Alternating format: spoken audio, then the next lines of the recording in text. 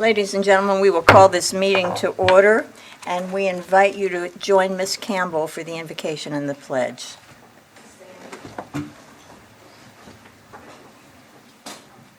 Lord, thank you for this day. That's an old saying. I've always started my prayer with thank you for this day. But over the last year, that statement has a whole new meaning for most of us. Lord, thank you for this day. And thank you for the opportunity to serve our constituents. Help us to make right decisions and just decisions. And help guide our actions to that which is correct. In Jesus' name we pray. Amen. Amen. Pledge allegiance to the flag of the United States of America and to the republic for which it stands, one nation, under God, indivisible, with liberty and justice for all. Thank you, Ms. Campbell. We come to the adoption of the agenda. Does anyone have anything they want to add to the agenda? Mr. Woody? I just want to point out a clarification on the second page of your agenda under 9B. The original that was sent out had a duplicate of the narration under A by error. So it is correct on the actual resolution, but 9B's description on the second page of the agenda unfortunately is a duplicate of 9A's. And you have a handout that does have it correctly, Yes. so you can Correct. refer to your handout. Anyone else have anything that they wish to add?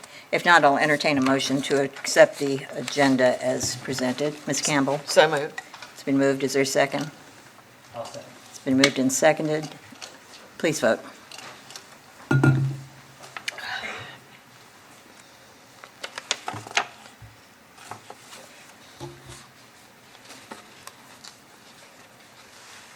And it passes 5-0. The next is public hearings, of which we have none. We come now to open forum, and I have two people who have signed pink slips to speak. If anyone else wishes to speak, if you will get a pink slip off of the table there and fill it out while the others are speaking. When you're called on, please come to the podium, press the speak light so that you're recorded. We want to catch every word, and you have 5 minutes to say your piece. Oh, sorry. I apologize. I usually don't do that. Anyway, the first person is Miss Ann Woody of 217 West Sunset Avenue. Miss Woody. And I apologize. Can you hear me? You can't. You're recognized, Miss Woody. All right. I'm here to represent my daughter, Alex Woody. She lives in Little Creek subdivision, 1202 Brook Bend Road. The morning after Sally, she woke up, she and her husband and her dog and her 2 cats, to 3.5 feet of sewage in her home. And so they had to wade through all of that and find a place to stay, which they found some friends. Been there, they're still there, 10 months later. The last 10 months, they have had to get jackhammer to break the tile, the floor tile, had totally got the house. So I didn't even know what a lift station was. I've learned a lot. There was one adjacent to her property, and it failed. Obviously, it didn't have a generator, and it did, because of electricity, it failed. I talked to someone this week, and they said you're having a problem getting generators. So I started investigating options, and there's a company called Thompson Pump that I talked to a representative, and they said they have put many of these excellent pumps in Pensacola that don't rely necessarily on diesel. I don't understand the mechanisms, but they said they're cost efficient, better than a generator. And I just was hoping that we could resolve this. And then I found this, it's a FEMA article about, and let's see, it says there are 332 lift stations. So far, 300 of those stations have been retrofitted. So obviously, in her neighborhood, there's some that haven't been in 10 months. This was updated February. All I'm doing is asking for help for my children. They're out of pocket thousands and thousands of dollars. They want to get back home. They're working out of other people's homes, and it's just been a nightmare, and I don't understand why you can't get generators. I was going to go out and try to find them for you, but then I read about the pumps, which were even better, and they are installed all over Pensacola, according to the representative. So I'm just looking for help and answers and try to get them back in their home so they can get back to normal. I mean, none of us are normal yet, but they're really in a bad shape. Thank you, Ms. Woody, and we will address Welcome. that. First of all, I'm so sorry about your daughter's problem. There's nothing fun about what she experienced. can't even imagine. If you'll stay up there, there might be questions for you, if you don't mind. Ms. Campbell, Oh, I'm sorry, I didn't mean to. okay. Mr. Stevens, So you'd mentioned Thompson's Pump and Well, Correct. okay? And I actually know Tom Mason, the owner, so I will certainly reach out to him. I'm just not aware of he said it was a pump that didn't require, Yes, sir, I've got it Electricity? paperwork if you'd like to. In fact, they sent me an article. We're always It's looking called for new- Emergency Backup Lift Station Standby System, and it's much better than the diesel generators. okay, I mean, it And I have plenty of copies of these.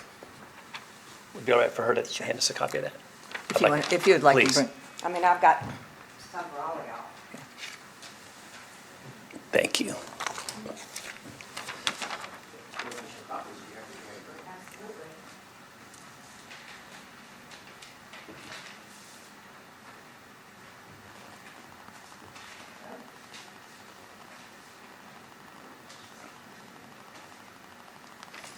And to your question on the generators, you've probably done some research, obviously you've done some research, they are next to impossible. So from Generac to Briggs and Stratton, it's just, there is a Like everything huge else. depth, like everything else that you're finding right now. So I do recall us having a meeting about looking and trying to procure some additional generators for EC Way. So I'm not sure where we're at on that. Probably Mr. Woody may be able to speak to that, but I do know we're on the hunt, along with the private sector, on trying to acquire as many generators as we possibly can. I'll certainly look at this. I would be wondering what the lead time is on procuring these, because it's a mechanical part that has to be manufactured, and everybody's dealing with the same stuff that Briggs and Stratton and Generac are dealing with, is getting the internal parts to make Correct. these, which appears to be a diesel type of generator or backup done. So I want to let you know, we will certainly reach out to them. Actually know the owner of Tom Mason pretty well, to find out a little bit more information on these. And as far as our director may be able to speak to what our time frame is, or if we had any updates on the generators that we have ordered. Yeah, I mean, with the hurricane season, I mean, I was just praying with the last tropical storm that the electricity wouldn't go out and happen all over again. After all they've done, it would just, they could not afford for it to happen again. Sure. Or the house will just have to be condemned. And this is the first home, Sure. newlyweds, so. Ms. Woody. Thank you. Have you talked with staff about that? Have you come to EC Way? Oh, yeah, with the problem? immediately, I talked to Mr. Woody when Okay. it happened, and he passed me to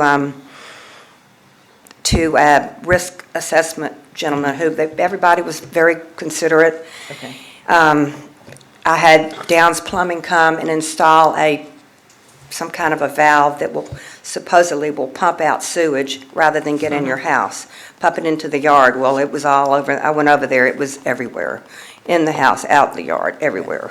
So, they determined that this was a fault of EC Way. It was Well, not a it- private issue. I'm not putting any blame on anybody. It's just that if you have 332 that have been fixed, there's only 30 left, and it's been a while. Yeah, well, there are According to ti- FEMA, and even there was a grant that Yeah. paid for some of it. Okay, but have they said that we are responsible? Who is they? When you talk to staff, when I asked you if you've worked with staff in They risk just said that they management? don't have enough generators to put on every lift Okay. station, so now that you know that this particular lift station adjacent to that property is a problem, that needs to be fixed. So. Fix the ones that are really a problem. And I guess what I'm asking, sometimes there are backups that are on personal property that are caused by failure to maintain. This is Okay. not on her And property. that's- Okay, I'm just trying to get to the bottom Yeah. of this, to try to find out. Okay, thank you. I have several other people, so stay there if you will. Mr. Perkins? Well, I appreciate the handout. I'm just wondering if we can get staff to do a cost-benefit analysis of this Thompson Emergency Backup Lift Station Standby System and compare it, to generators both in the current generator crisis and in normal times. Looks like there might be some merit to it. I'd like to, have a harder look at it if possible. I asked the representative. Ma'am, just, Oh.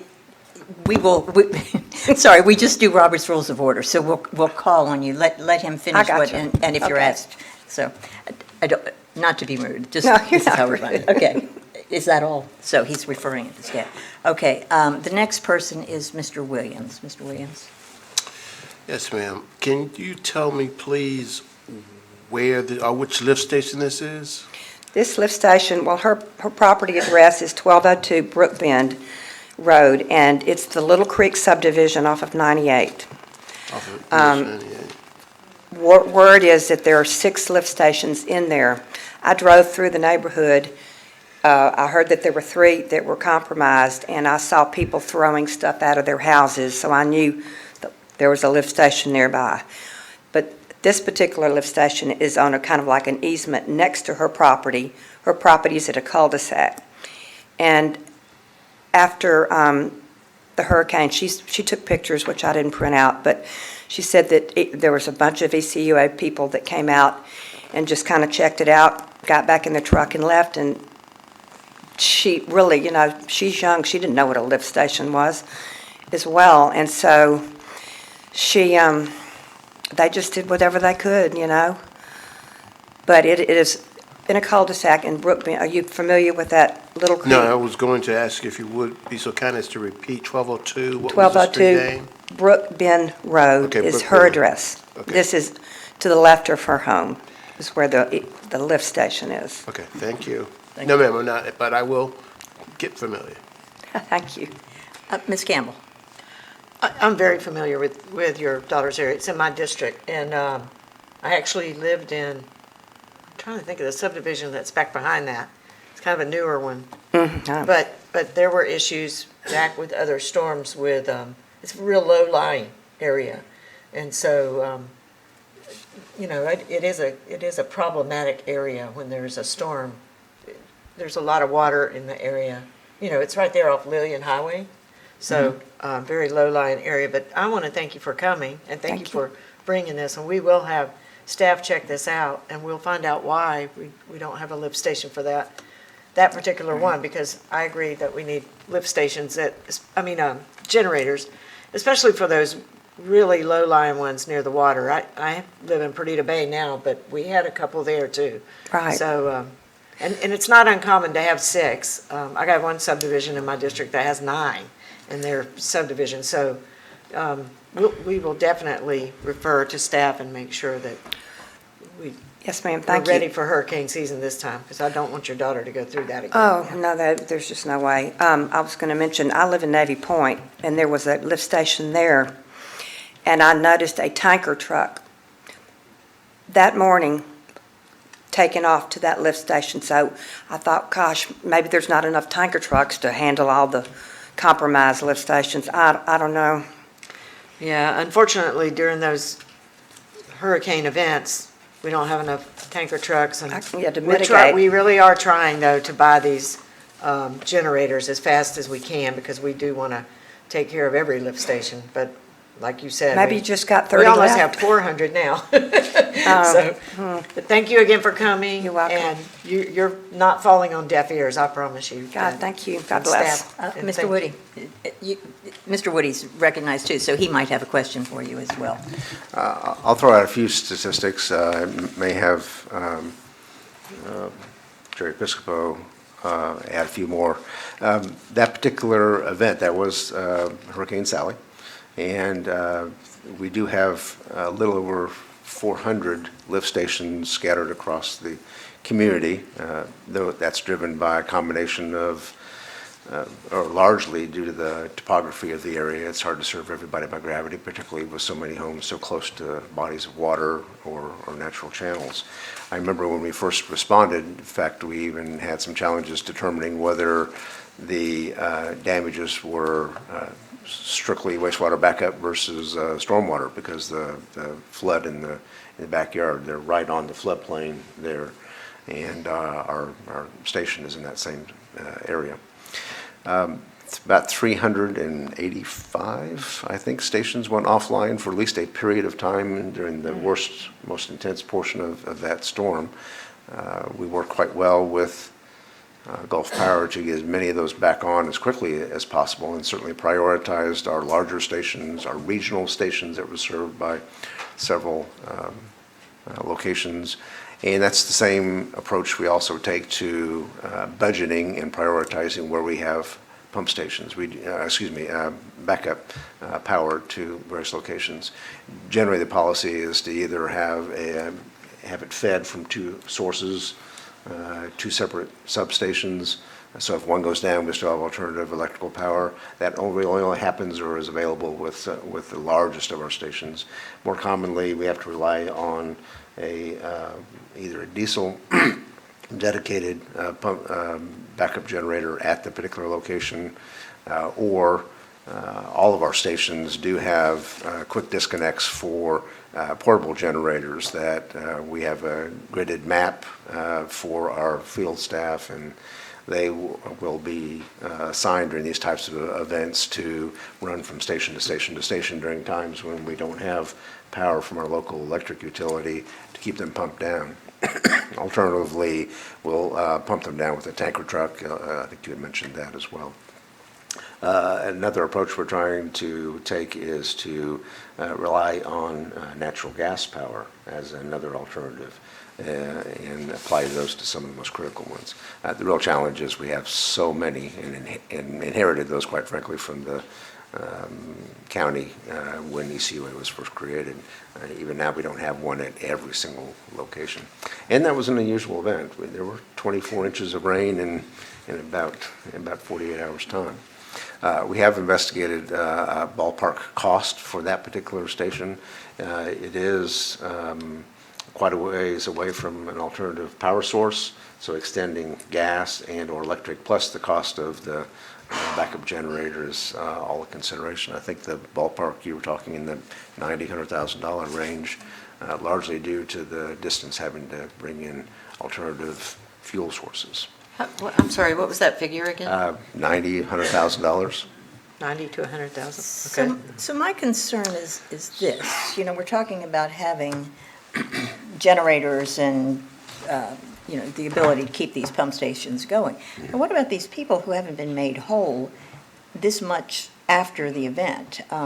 Do we have, if this is our fault, has risk management gone to them and say how we will help them with the damages to their home? They've been out of their home for 9 months or 10. What are we doing in that regard? We've got to address the initial problem, but we have people who have been damaged, presumably by some Yeah, under this failure particular on our event, I part. believe it was considered by our insurance carrier, FMIT, to be a force majeure event, and it was declined, is what I seem to remember. I'm sorry, But what I remember is that our insurance carrier, FMIT, considered it a force majeure event, and the claim was denied. the claim was denied? Yeah, that's my recollection. Huh. Do you know what their total, can I ask, Ms. Campbell, yes. do you know what their total damages were? Well, State Farm sent a contractor out because they have an attorney filing against State Farm for Good. zero money. And the contractor said $150,000. So I was going to ask if they had gotten someone to work with them with their insurance company, because their insurance company should pay for it, but I do know, They've been denied. well, I'm going to tell you, I was denied too, but I went and got someone to work with me, and they tried, I had water, I had tubs in my living room, and they tried to tell me it wasn't covered.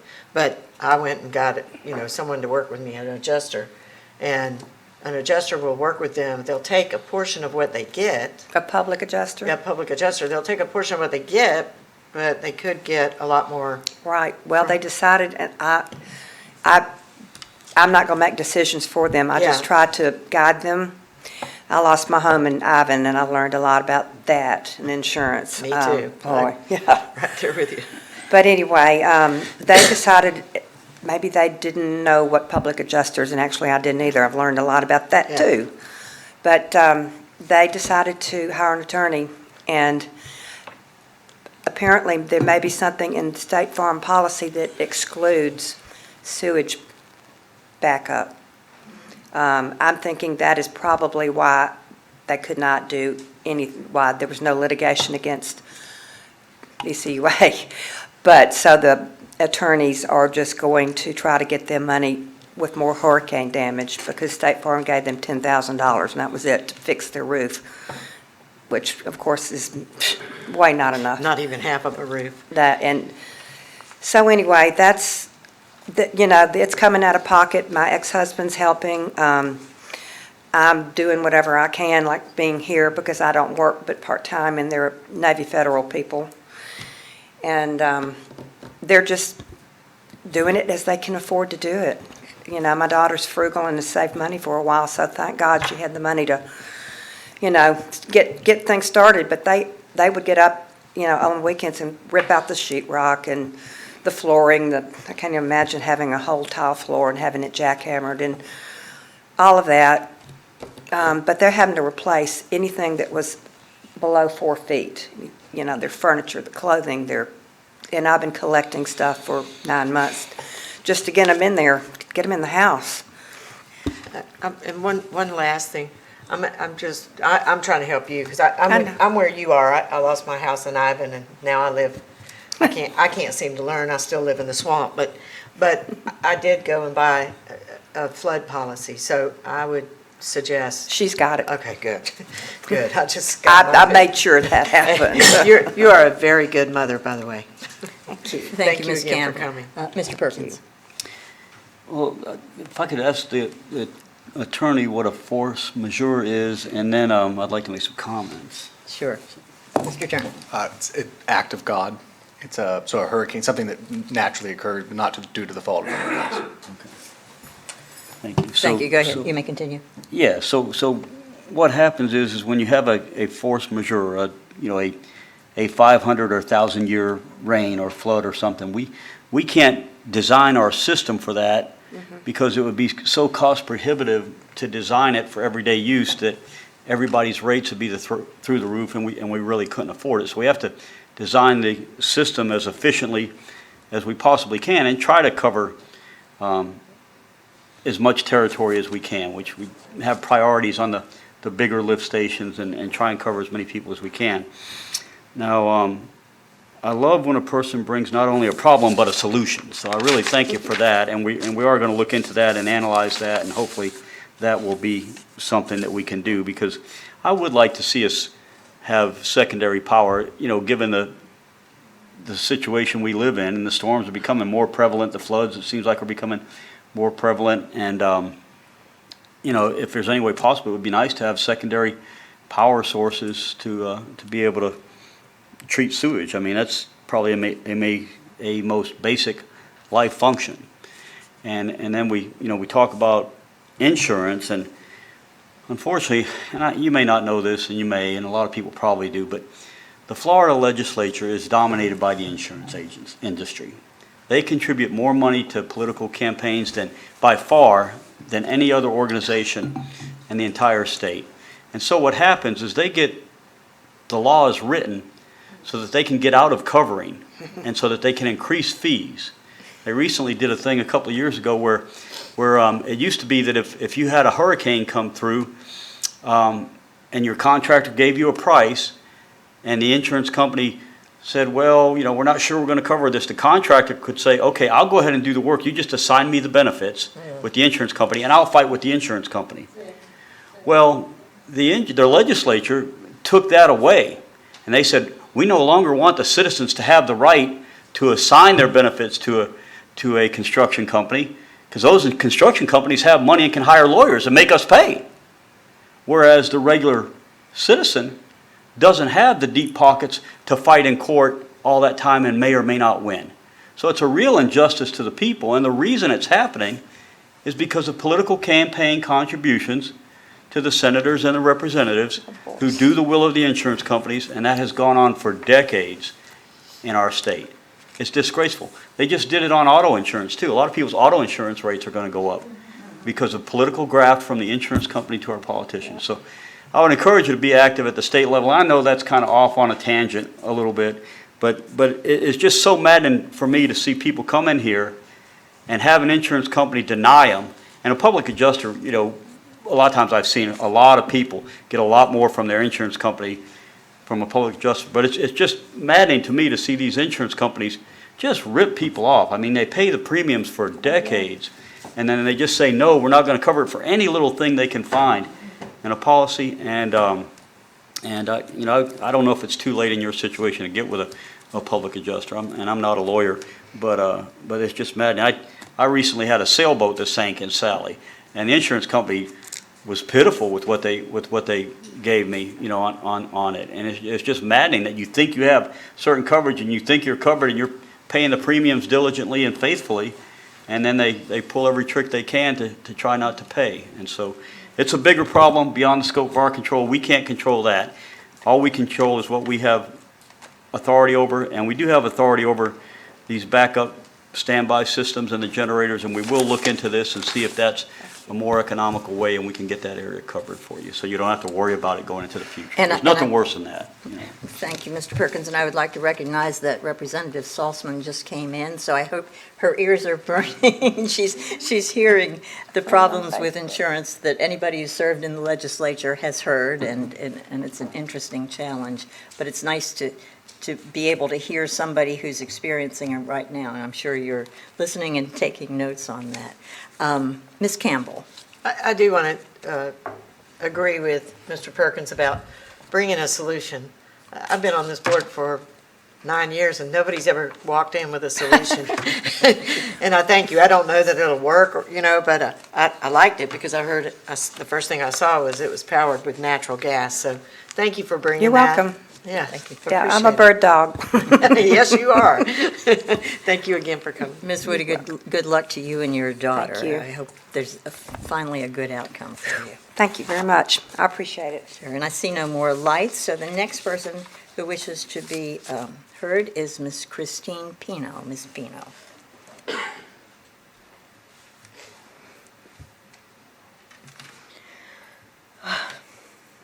We're friendly, don't be nervous.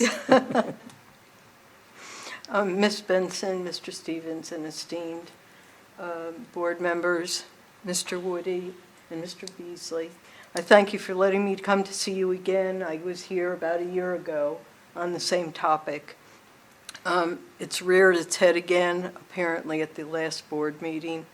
I did not know about the board meeting, or I would have been there. I would have come to that. I just want to address, I will make a briefer comments than I expected. I just wanted to let you know that there's a couple things that were distorted in the presentation that I take exception to. I will discuss those. I've lived at the corner of Barrancas and Palaio for 11 years. There's an alleyway that runs probably about, 150 feet from Palaio to the back of the houses between Palaio and Limhurst.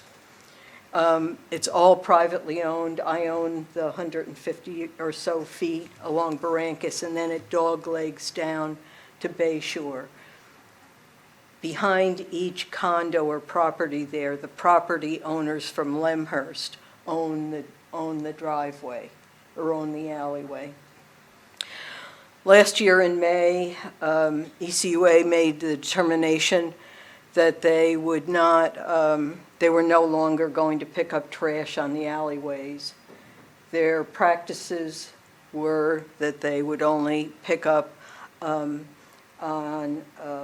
right-of-way, meaning the main roads. And so everybody had to put their trash cans in front of the house instead of in back. This affected about 25 residences. 6 of them were on Paleo. We didn't have as much of a problem because I'm the only one that owns property. It's all the Lemhurst people that had issues as far as property. Everybody did have the issue of putting their trash cans out in front of the house or on the sides. Most of the houses have access fences along the side of the house. The alleyway goes from Paleo, Doglegs, down to Bayshore. And I just want to address a couple of things that were mentioned that I take exception to. One of them was one of the esteemed board members asked the presenter last month if they had contacted other people. They said, yes, they did. I'm sorry, I own 25% of that alley, and nobody has talked to me about it in a year, not at all. They've done many other things, but I knew nothing about it.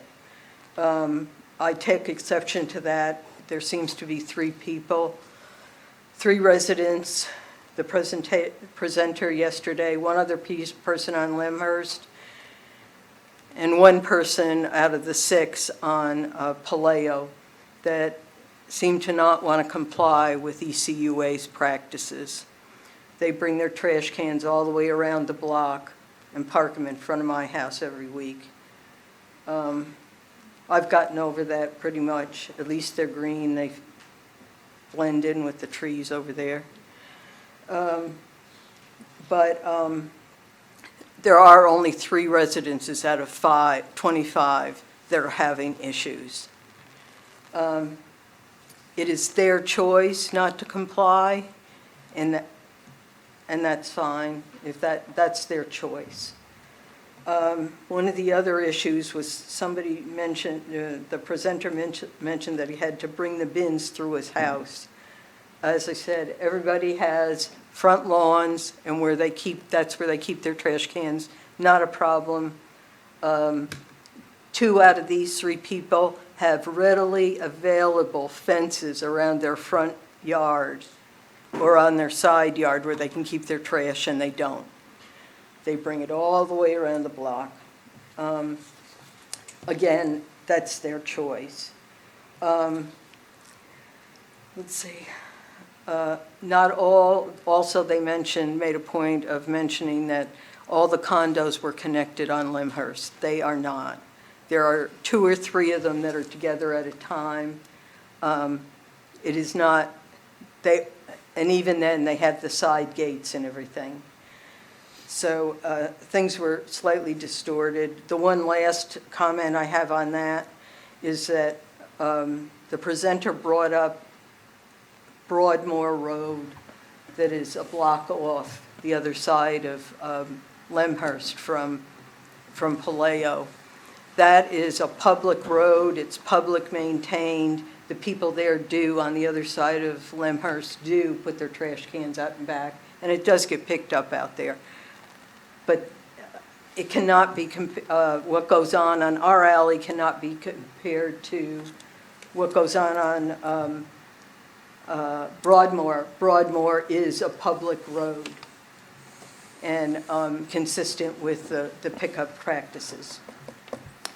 I'll make this very brief. I do have a couple suggestions, my concerns. All right, my concerns are that up until now, I have paid for gravel until ECUA was kind enough to fill it in last year. For 11 years, I have paid out of my pocket to have gravel put into the driveway. Part of the problem, and I'm sorry to say a big part of it, was the trucks.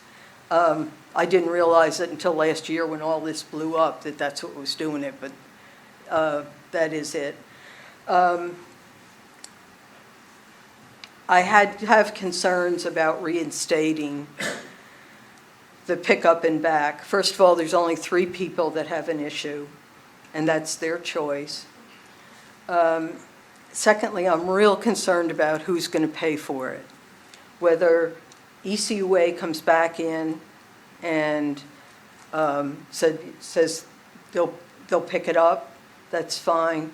But I would appreciate it if a thorough cost evaluation analysis gets done, or I'm sorry, a cost-benefit analysis gets done to look at all the aspects of this.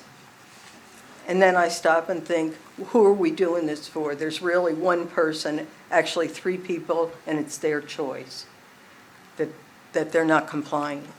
I have some comments on cost evaluation, and one of the concerns is the safety of both the drivers and the trucks. At first, we had a problem, and it was a very real problem. Big old trees were hanging over the road, the alleyway. It was tough for the truck to come in. Sally took care of that for us. I walk my dog quite a bit, and I walked him down. I've been walking him down the back alley. That road is in disgusting shape. Not one of the people that own, of the 17 or the 19 people that own homes there, have done anything to repair that road. It would frighten me to go down there with my car, let alone a big truck. So first of all, it is not safe for either employees or the vehicles. Also, there are some alternatives. One of the alternatives is if these three people, or any others actually, who feel very strongly about having their trash picked up and back for whatever their reasons are, there are private companies that will do it, and they may want to consider going to a private company. I really hate to see ECUA dollars go into that for just several people who have other alternatives. Also, within ECUA's practices is that if all the property owners sign waivers saying that ECUA will not be responsible for any of the repairs, ECUA will go through and take care of the, and pick up the trash. I gave you a letter that I think was dated May 17th of last year, that ECUA Captain Kyle sent out to us informing us that they were going to start enforcing the practices, the trash pickup practices. And he mentioned about the waivers. He also stated that there were no waivers there. I, as a homeowner and having to pay 25% of the costs of repairing the roads, would have to give a lot of thought to that. And that concludes my concern.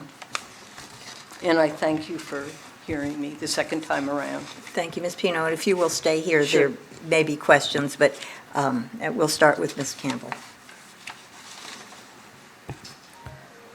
So, thank you very much, Ms. Pino, for coming. I really appreciate it, and you did a really nice job, dramaless, of telling us your story, and I appreciate that. Thank you. I met Ms. Pino the day after our last board meeting because I don't like to ask staff to do anything without checking it out first. So I drove, well, it wasn't the day after, it was the weekend after, but I drove down behind these houses. And on first pulling in, there's trees hanging over, which I don't even know how a garbage truck could get through there because they're low-lying trees. So I can see why staff was saying that the arm of the truck could not get up and over into it. That was the first thing I saw. And then the second thing I saw is there's a lot of boats and cars back in this alleyway that it was hard for me to maneuver a very small SUV around, much less a garbage truck. Ms. Pino's right, the road is in total deterioration. I mean, it's really bumpy and lumpy and holy, and, you know, I really was not happy about halfway through the drive because I have a semi-new car, so I was kind of upset about that. But then as I came around where she lives, it even got more narrow, and I had to come out a very small opening, and then I'm thinking, I'm in somebody's yard. That's your yard, right? Yes, that Okay. property is mine from So Parancus. my next thing was, do we even have legal access? And this is what I was talking to Mr. Beasley about during that meeting. If we don't have legal access to go down there, this could be a huge liability problem if something, God forbid, happened, that a driver got hurt or anybody got hurt, you know, driving on that. So that kind of upset me. And then when I got out of there, she was in her front yard, and we spoke for a few minutes. And I'm going to tell you, you're a lady, and it was very nice that you said some other things happened to you. Can I ask you, did someone pour garbage over your back fence, ma'am? They did, Okay, thank you. now the drama starts. You're a lady for not, don't cry. You're a lady for not bringing that up. I cried when you told me. It is not nice to be bullied, I went into especially shock. by your neighbors, and I'm very sorry was the that that day- happened to you. It was the morning of the board meeting. Let me go back first. Well, One let of the- me finish first, okay? Oh, and then- I'm sorry. And I'm going to turn it back over. I'm sorry. I got one other question. I like when people come here and tell me their story, and I want to help them. I wanted to help this gentleman when he came. But one thing I will not tolerate is somebody coming and lying to me. So the whole story was not given to me that day, and I don't feel good about that. The second thing is I wanted to ask Ms. Benson, did you suggest a large group of people appear at our board meeting last time? No. Okay. I didn't think so, and that's what the letter said that went out to all the neighbors, that Ms. Benson suggested. And I knew, because I know Ms. Benson, I've served with her for several years on this board, I knew she did not say that, because that's not the way we operate. So I feel like I was lied to, not once, but more than once. I do think there's a legal aspect to this, and we can talk with our attorney about liability going down this. So I know our heart was in the right place. We were just trying to help at that last board meeting, you know, rectify this situation. And I'd still like to rectify the situation if possible, but there were so many things that were not told to us true. I did look at those townhouses. The largest townhouses are two in the very middle of that road that have 3 units. So it's not like a whole row where they have to go all the way around like we were told. It is a 3 where they might have to walk around their next door neighbor only. So I don't like that for that person in the middle, and I do know that we did pick up the garbage there for 30 years, so I feel his pain, but I don't like the way that it was presented to us. So, you know, I just want staff to check out the legality of that, us going down there, the liability of us going down there, and the safety of us going down there with our trucks. Those trucks are $300,000 apiece, and I'm sure that my constituents don't want me to put them in jeopardy. So that's really all I have to say about the situation. I asked Ms. Pino to come today because I think there's always 2 sides to every story, and I've worked my hiney off at this job trying to find out both sides to every single story. And I appreciate you coming today. Thank you. Thank you, Ms. Campbell. Mr. Stevens? Hi, Ms. Pino. So, and I appreciate you bringing us up to speed because it took me a few minutes after you started speaking to recall the, I guess, one of your neighbors, an attorney who'd come and spoke on some of your neighbors' behalfs about us reinstituting the pickup in the alleyway. So I'm assuming that you're saying a majority of the homeowners, because we've only, to date, we've seen that individual, and his name escapes me, and then yourself. So we've had 2 people out of, I think, what is there? 25. 25 homeowners, okay? And I don't, apparently this flyer did not get much traction, I'm assuming, because it's That flyer got sent out last year. last year, okay, Last okay. year. Okay, all For right, yes, last year. 2020, I'm okay. sorry, is it okay to? Yeah, no, you're fine. Oh, So I'm assuming that a majority of your neighbors do or do not want trash pickup? Okay. I walk the dog all the time. I think I've talked to every neighbor. These three people have made it no secret that it's allegedly my fault that this all happened because I talked to an ECUA person. I have had not one single person, except for these three people, say anything.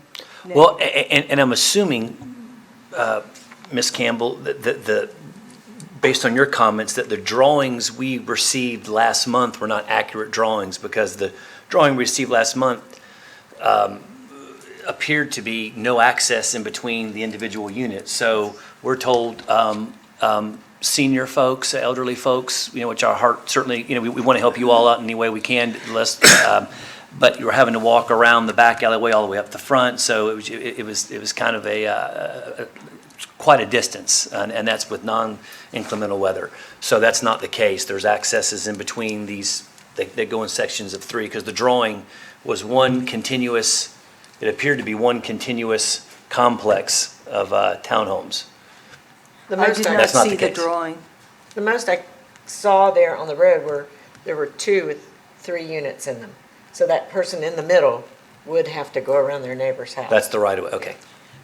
Okay. Wouldn't have to go all the way down the right of way, like we were told, but would have to go around. A couple more questions, and then I can remember asking the gentleman who was a proponent of reinstituting that, did he contact the other owners there and get a majority, if not all? And so I was led to believe that it wasn't just a majority, but pretty much everyone was unanimously in favor of reinstituting the ECUA service, which had been there for 30 years, back in the alleyway. And so you're obviously one individual who is opposed to it, and I'm assuming there may be other individuals that are opposed to it as well, out of the 25? Let me just say, as I said, I walk the dog every day. I talk to the neighbors all the way down. Everybody has the trash cans either at the side of their house if they have the room, or in front of their house. Not one person, not one, well, except for these three, not one of the other people have said anything, even from the very beginning, negatively about it. Nobody is complaining about it. Okay. And just a couple more questions for you. So do you all have an HOA? No. Where you pay, okay, no HOA No. And to generate revenue to repair the private alleyway? I'm No, assuming and that- it's all just in the deeds, I guess. Okay. And to answer a question that you mentioned, when I bought the house, I read the deed, and the deed gives them, the people, Proportional ownership of, no, not ownership, but the area that runs along Barrancas, that's my property, they have the right of egress.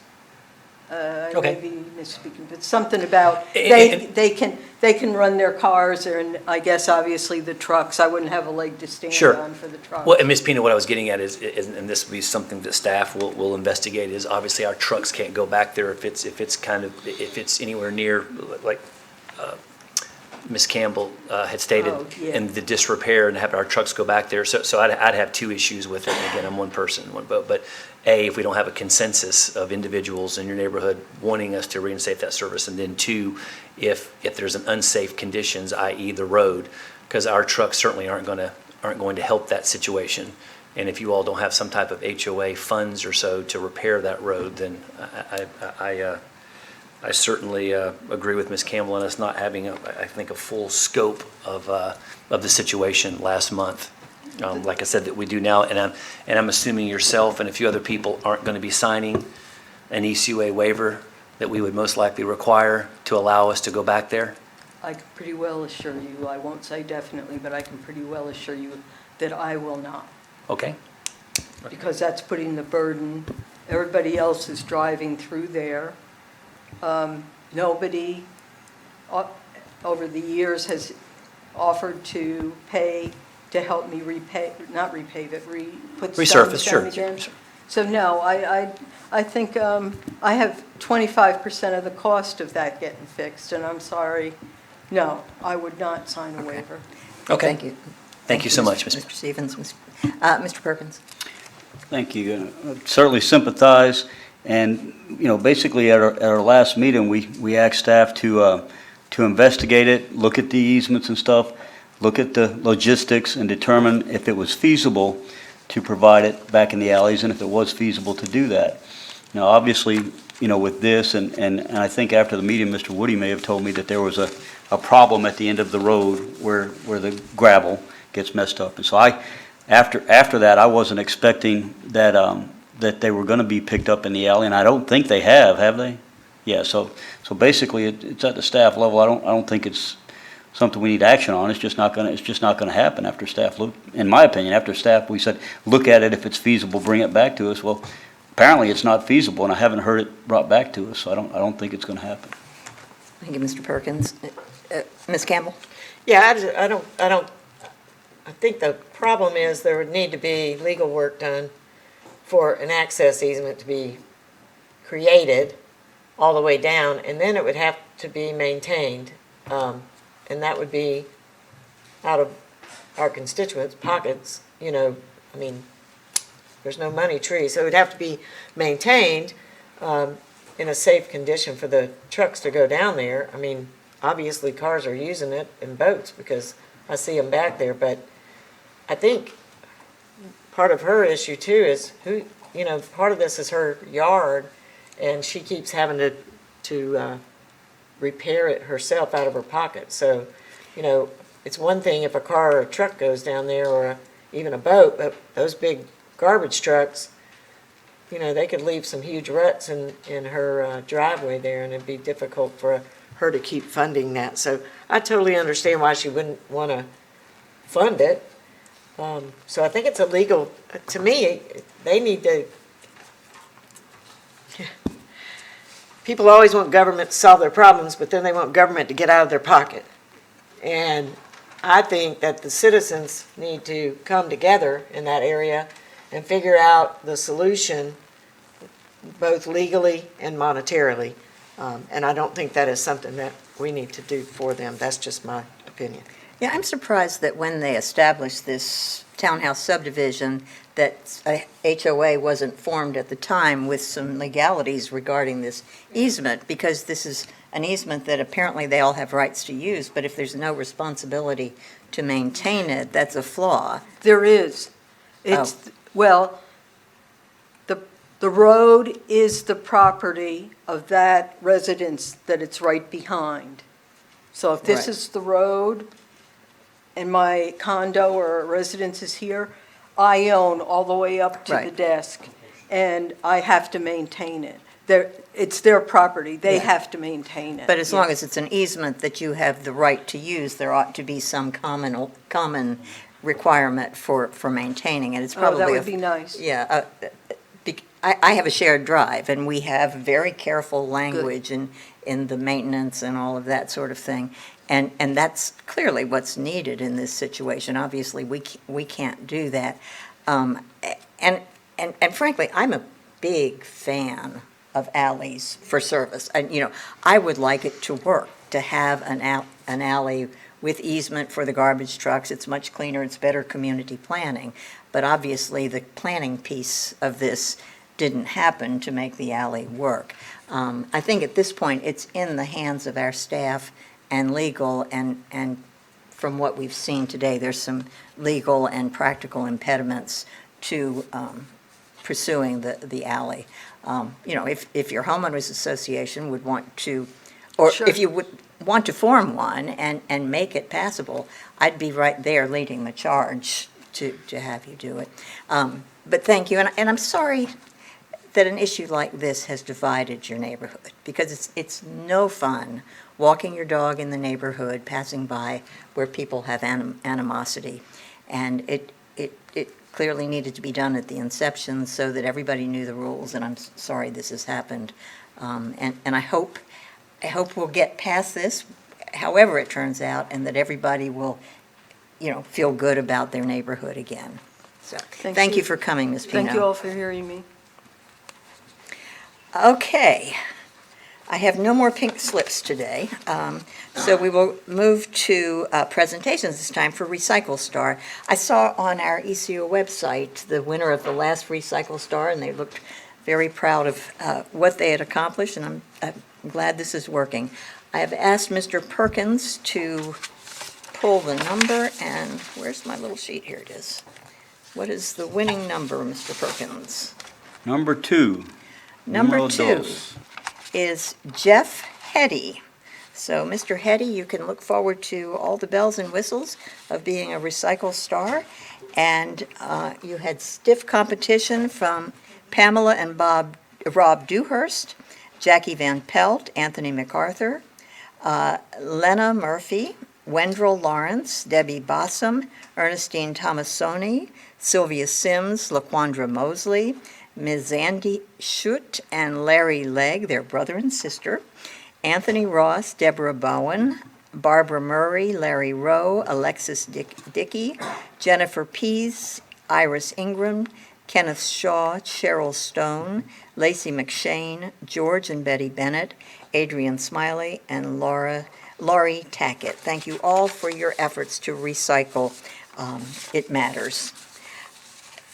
The next item is approval of the minutes of the regular board meeting of May 25th, 2021. You have seen the minutes. Do I have a motion, Ms. Campbell? So moved. It's been moved. Is there a second? Okay, folks, it's not that difficult. Second. Any other changes? All right, please vote on the minutes of May 25th.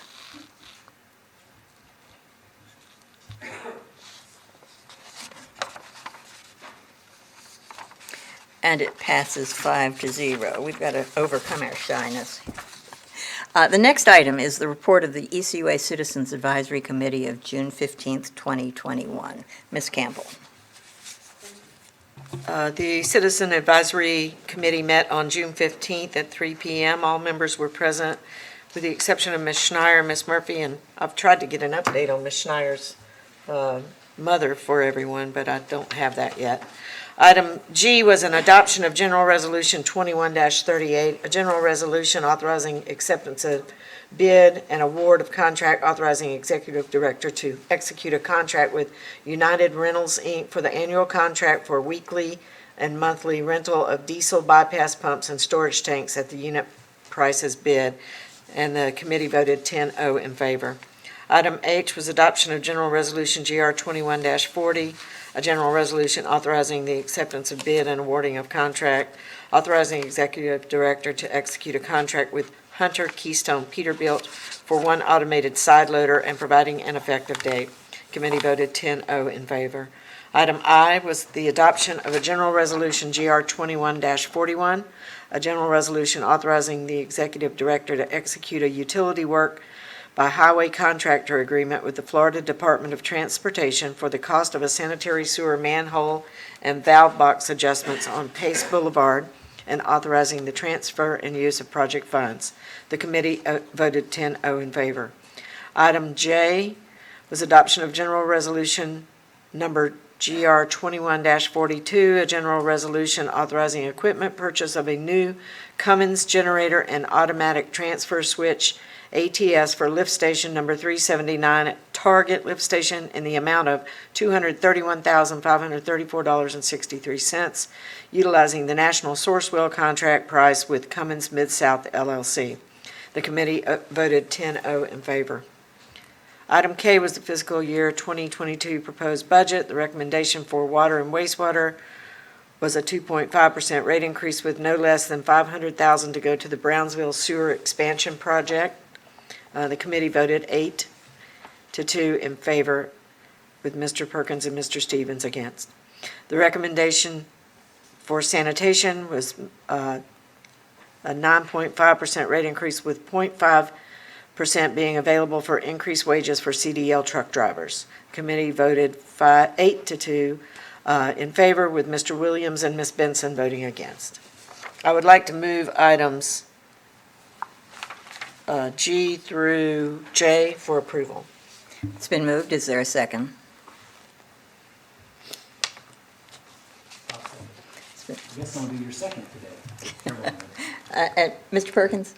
I'll second. Okay, we got 2 seconds, we can chime in. Okay, any other discussion on those items? If not, please vote.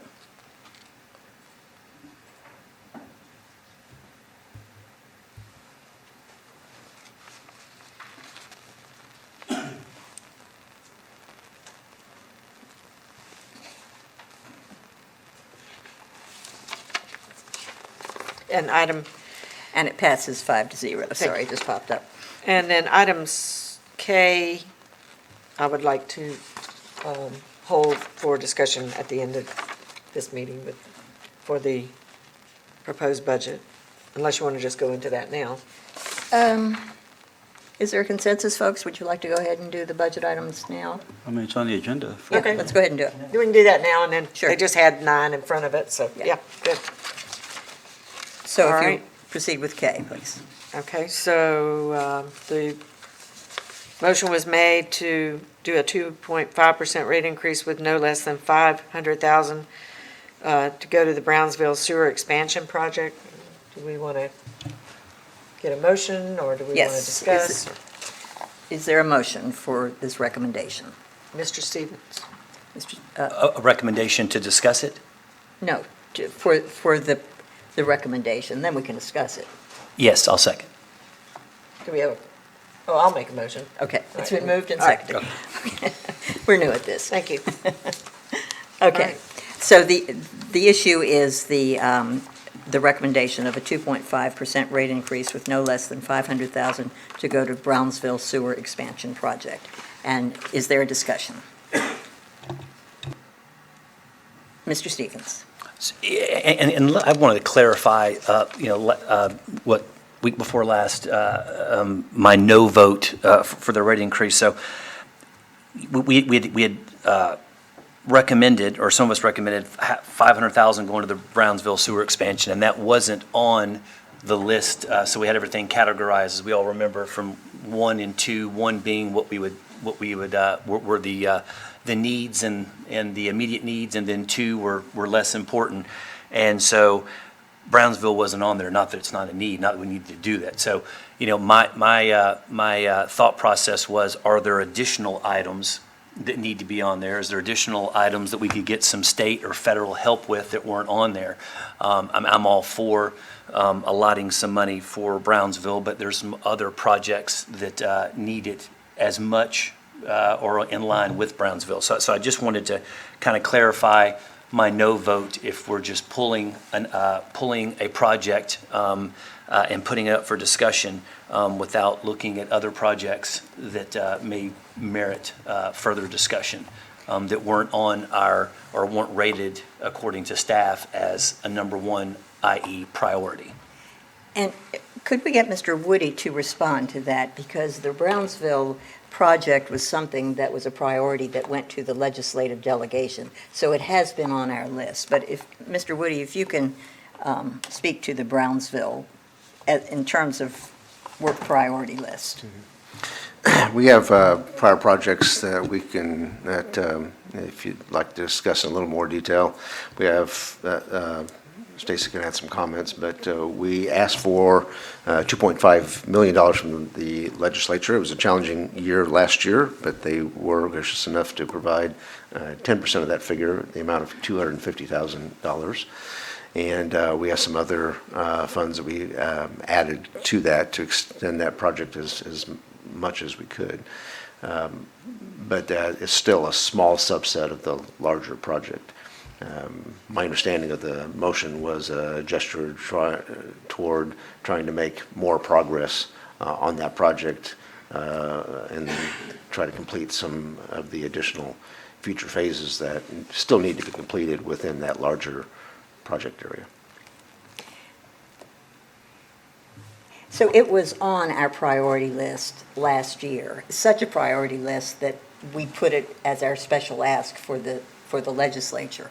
And then when they put some money toward it, it isn't enough. So the intent of this motion is to make sure that the legislature and DEP, who is apparently funding these grants, understand that we have skin in the game as well. So it's not as if we have jumped over other ranked projects to go to the Brownsville. It has always been on our priority list. So, if that makes sense, go ahead. And it does. I was just, like I said, we didn't have enough, and I didn't have the information, and I still don't, about additional projects that the state has already allotted money towards. I mean, and to Mr. Williams', point, if we're voting for a rate increase, which is never popular, I'd like to have some justification to my constituents on, we're going to increase your rates, but here's what you're getting. Because we've got projects near and dear to every one of our hearts up here, every one of our constituents' hearts, that are important. So I'm all for discussing it further with staff and saying, what do we think? And then maybe getting some of our state and local, officials involved and saying, can we swing for the fences here? If ECUA is going to contribute some of our money, some of our ratepayers' money to some of these projects, can we get some of our legislators also to go to the bat for us in Tallahassee and get some additional money? So I'd like to, have a discussion. This may not be the time permits today to discuss multiple projects that I would like to allot, $250,000 here, $250,000 there, to at least say, hey, look, we're increasing your rates X amount, but here's what you're getting for it. And to your point, Chairwoman Benson, that's great to show the state that we're putting some skin in the game here, and here's 1, 2, 3, 4 projects that are near dear our heart that we're going to put some of our money into in hopes of getting them to put in some of their money. So that was I was just looking for a few more projects other than one for us to kind of put some money in the proverbial savings plan over here to basically address some of our state legislators with maybe a handful of projects to get them to go to Tallahassee and say, we've donated $500,000, $250,000.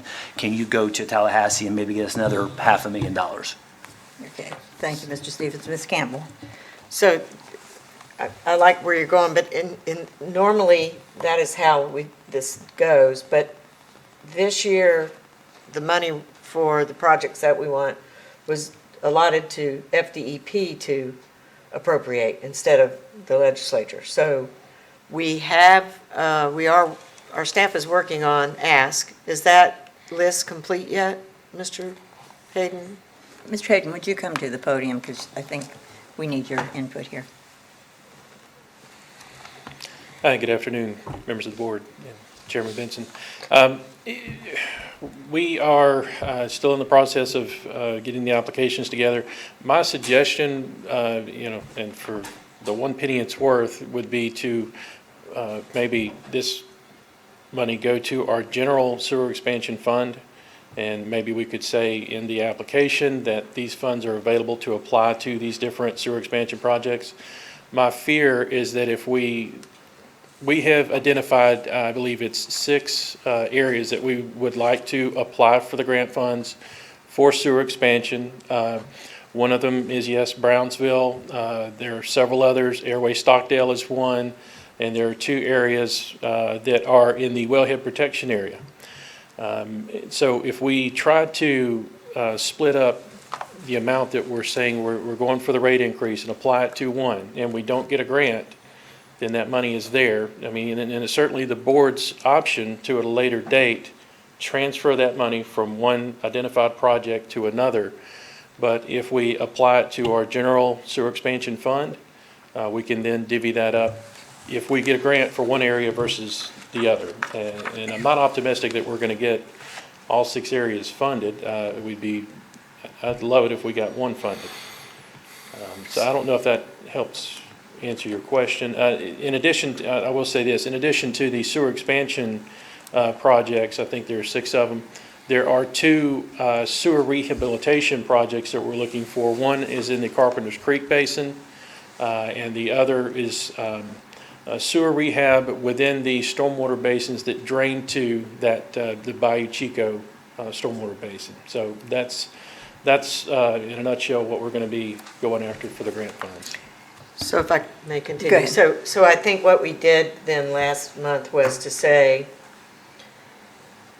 we don't want to go to them and say, we want all this but we don't have anything to do our half with because their grants are one half, we gotta have half the money. So I think part of that was, we wanna have the money in hand to pay our half for Airway, Stockdale, or whatever projects we're doing with that. But we wanted to, at the same time, say, and remember, Brownsville is our really one, the one that we really want to get done. So I think that's what it was about this time, Kevin. And I'm going to bump in and just say, and the state has already made a commitment to that. So I Yes. think it's very important that we reconfirm our commitment to that project, Yeah. rather than jumping all over the map to do other things. I think we could probably do an amendment or a substitute motion, although I want to hear from everybody first, that says, should we not get funding for Brownsville, this amount can go to sewer expansion to be discussed, and that would give us the wiggle room. Truthfully, I was interested in making sure that we communicated to the state, whether it's the legislature or the DEP, that we value their investment and we take it seriously and we are following through with it. So, and I got out of order, so I apologize. Does that conclude what you wanted to say, Ms. Yes, Campbell? yeah, thank you. you. Mr. Williams? And I think you have, Madam Chair, I recognize the state representative, Saltzman, who wants to make a comment. He was trying to get your attention. I apologize. So It's everybody's here, so I thought it'd be a good chance to just give you guys a perspective on the state ask. If you create a project and you put priorities of the project in there, like what I don't know your name, I'm sorry, what he's suggesting, and we do a request for that project, if you have money in a fund that's already going to do, say, Brownsville first, you already know you're going to do that in your head, but the project itself that you create as a board is solid in the items that you want to fund. So you have the matching dollars, which is the number one thing they look for whenever you're applying for a state appropriations project.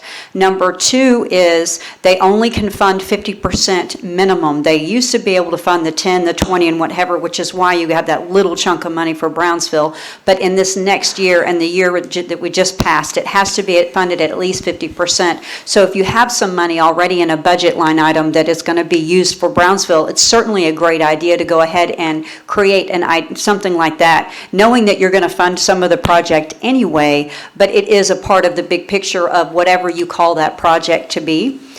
Finally, I'd like to add the reason why I was able to get money for Century, the number one, well, two. One was I partnered with the county commission because Century has a reputation of misappropriating dollars. But the number one thing for Century was really partnering with the Northwest Florida Water Management Organization and you guys. And so if you guys come up with a plan and then you have them just check off and say, yeah, these things need to be done, then whenever it goes to the legislature, the first thing they do whenever it's a water management project is call them and ask them, is this something that we agree with? So if it's something that you've already, I'm just trying to help you guys out here. Whatever you vote on is what, but for what you're trying to do in this conversation, it makes sense to do something like that. Not saying not to do the Brownsville project, but just for creating something for a General state fund. ask.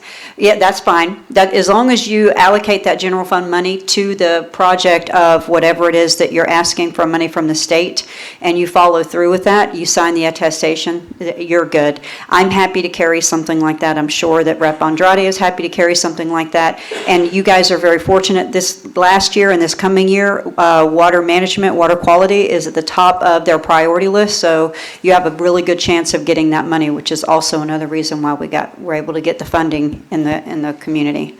Sorry, I just wanted to help out a little bit there. Thank you.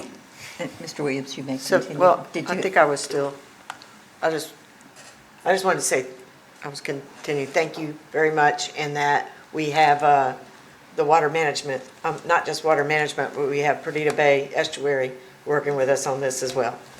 And the county has been very supportive of this as well. So it's truly a collaborative effort. Mr. Williams? Yeah, thank you, Madam Chair.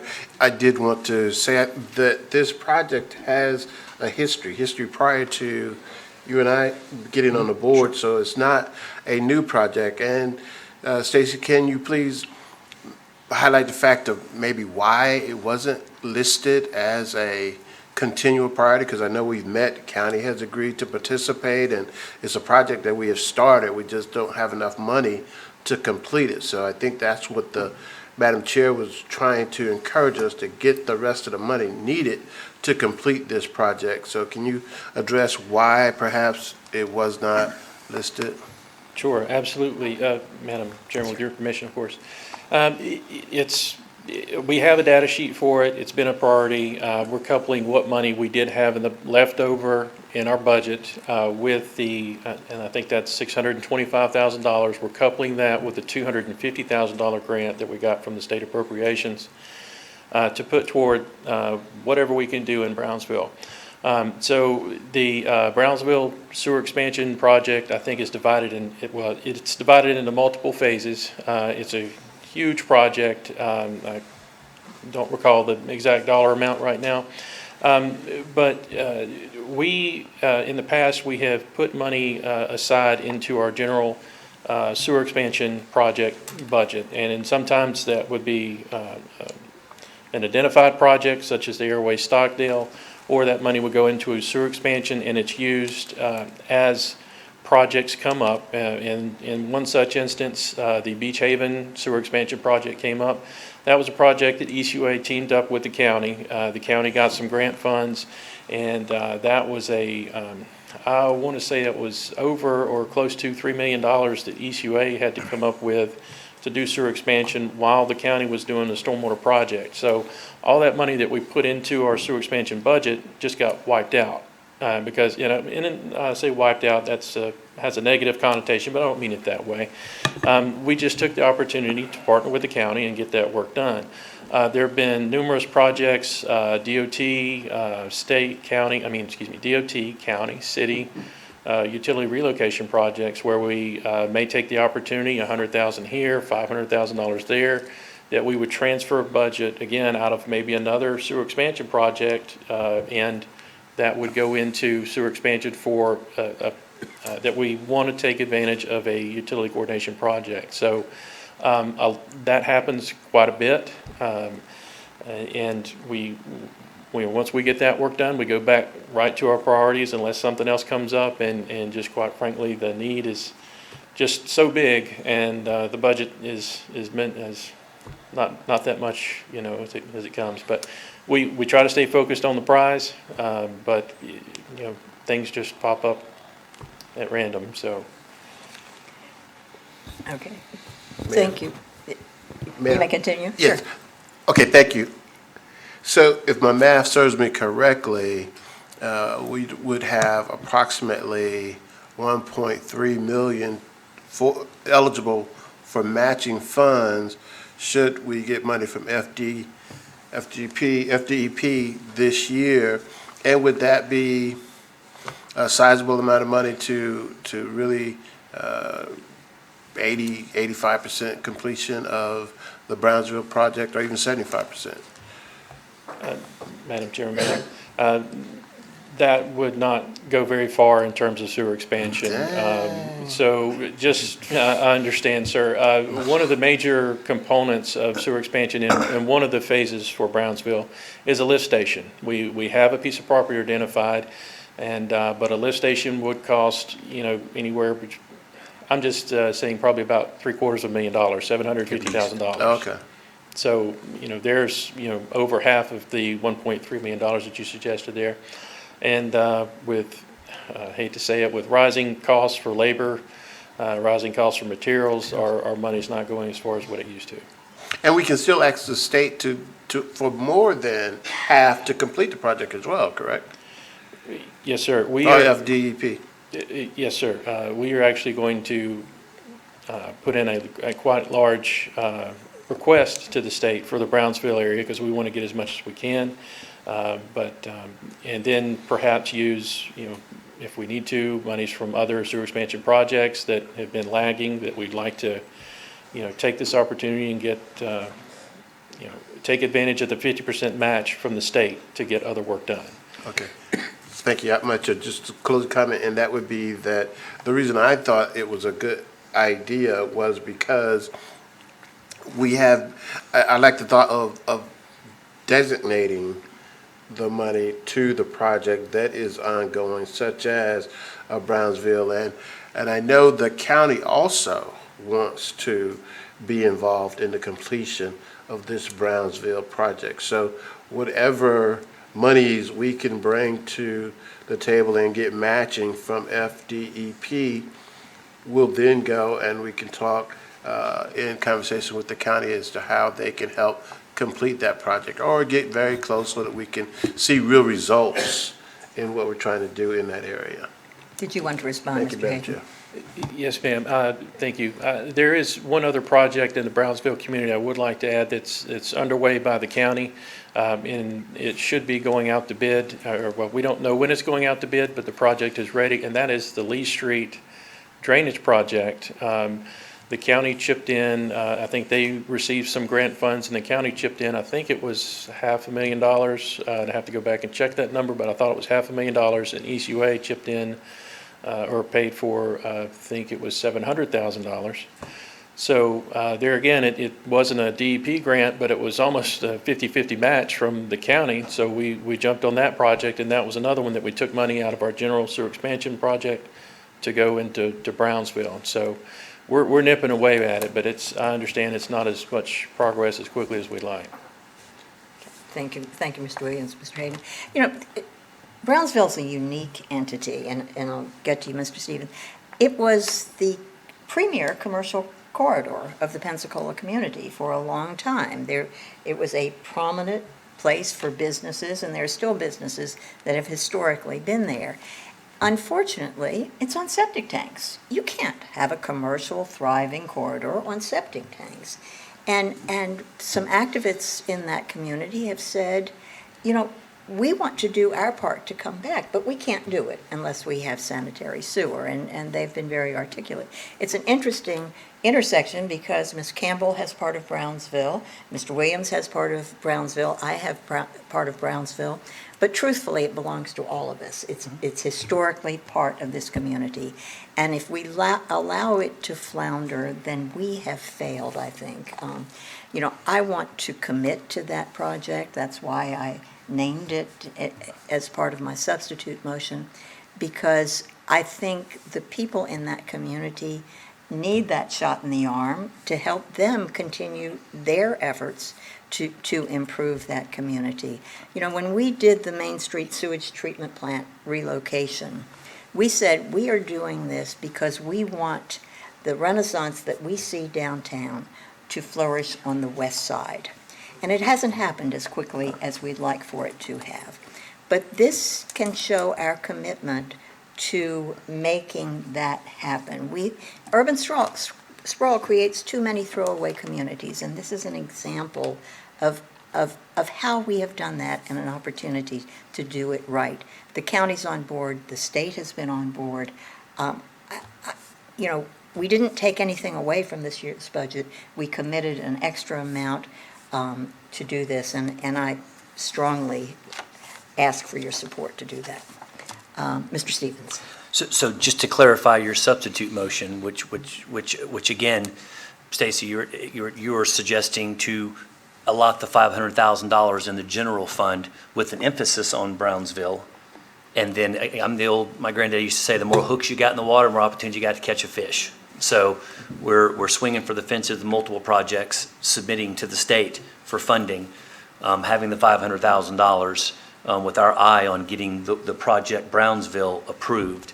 But in the event the state does not approve it, by utilizing your suggestion, we would still be able to use that $500,000 on a possible project the state would approve. Is that correct, or did I make any sense out of that whole gibberish? Mr. Hayden. Madam Chair. So it is my understanding that the 2.5% rate increase, $500,000 will go towards Brownsville sewer expansion. We have an existing Brownsville project that is developed into phases. That $500,000 will go to that CIP project, and the remaining amount, that would be up to the board's discretion where the remaining amount left over from the 2.5% rate increase would go to. If that is to sewer expansion, What I'm suggesting is that that will go to a general sewer expansion.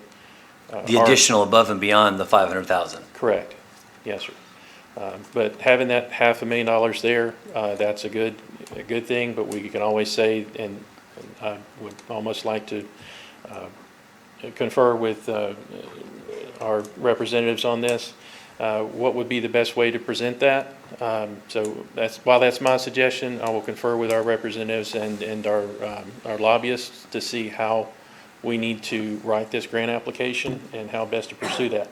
It's my recommendation that, yeah, $500,000 goes towards our sewer expansion budget for Brownsville, existing CIP, and the remaining, if the board so elects, to have the remaining excess amount for that 2.5% rate general fund. increase would go to general sewer expansion if that's what the board. Last question, not to like muddy the waters any, and again, I want to be clear, I'm all for continuing to get Brownsville with sanitary sewer as opposed to septic. I'm just, and I guess, and maybe I'm overthinking this, if we put the entire amount in the general fund with us, board members agreeing we want that, would that give us more ammunition with the state to say which one of these projects, or we'd have to go to the state and say, we've got this $500,000 allotted for Brownsville, we need X amount of dollars additional from the state to approve this? I mean, could we get the grant approved and having the $500,000 along with the rest of the money in the general fund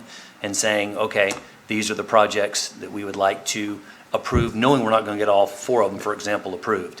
And then we could put all that money towards one of the projects that we're going to get approved, because if I understood Representative Salzman, the new rule change now is 50%. You have to have 50%, if I understood that correctly, of the project financed on your own prior to asking them.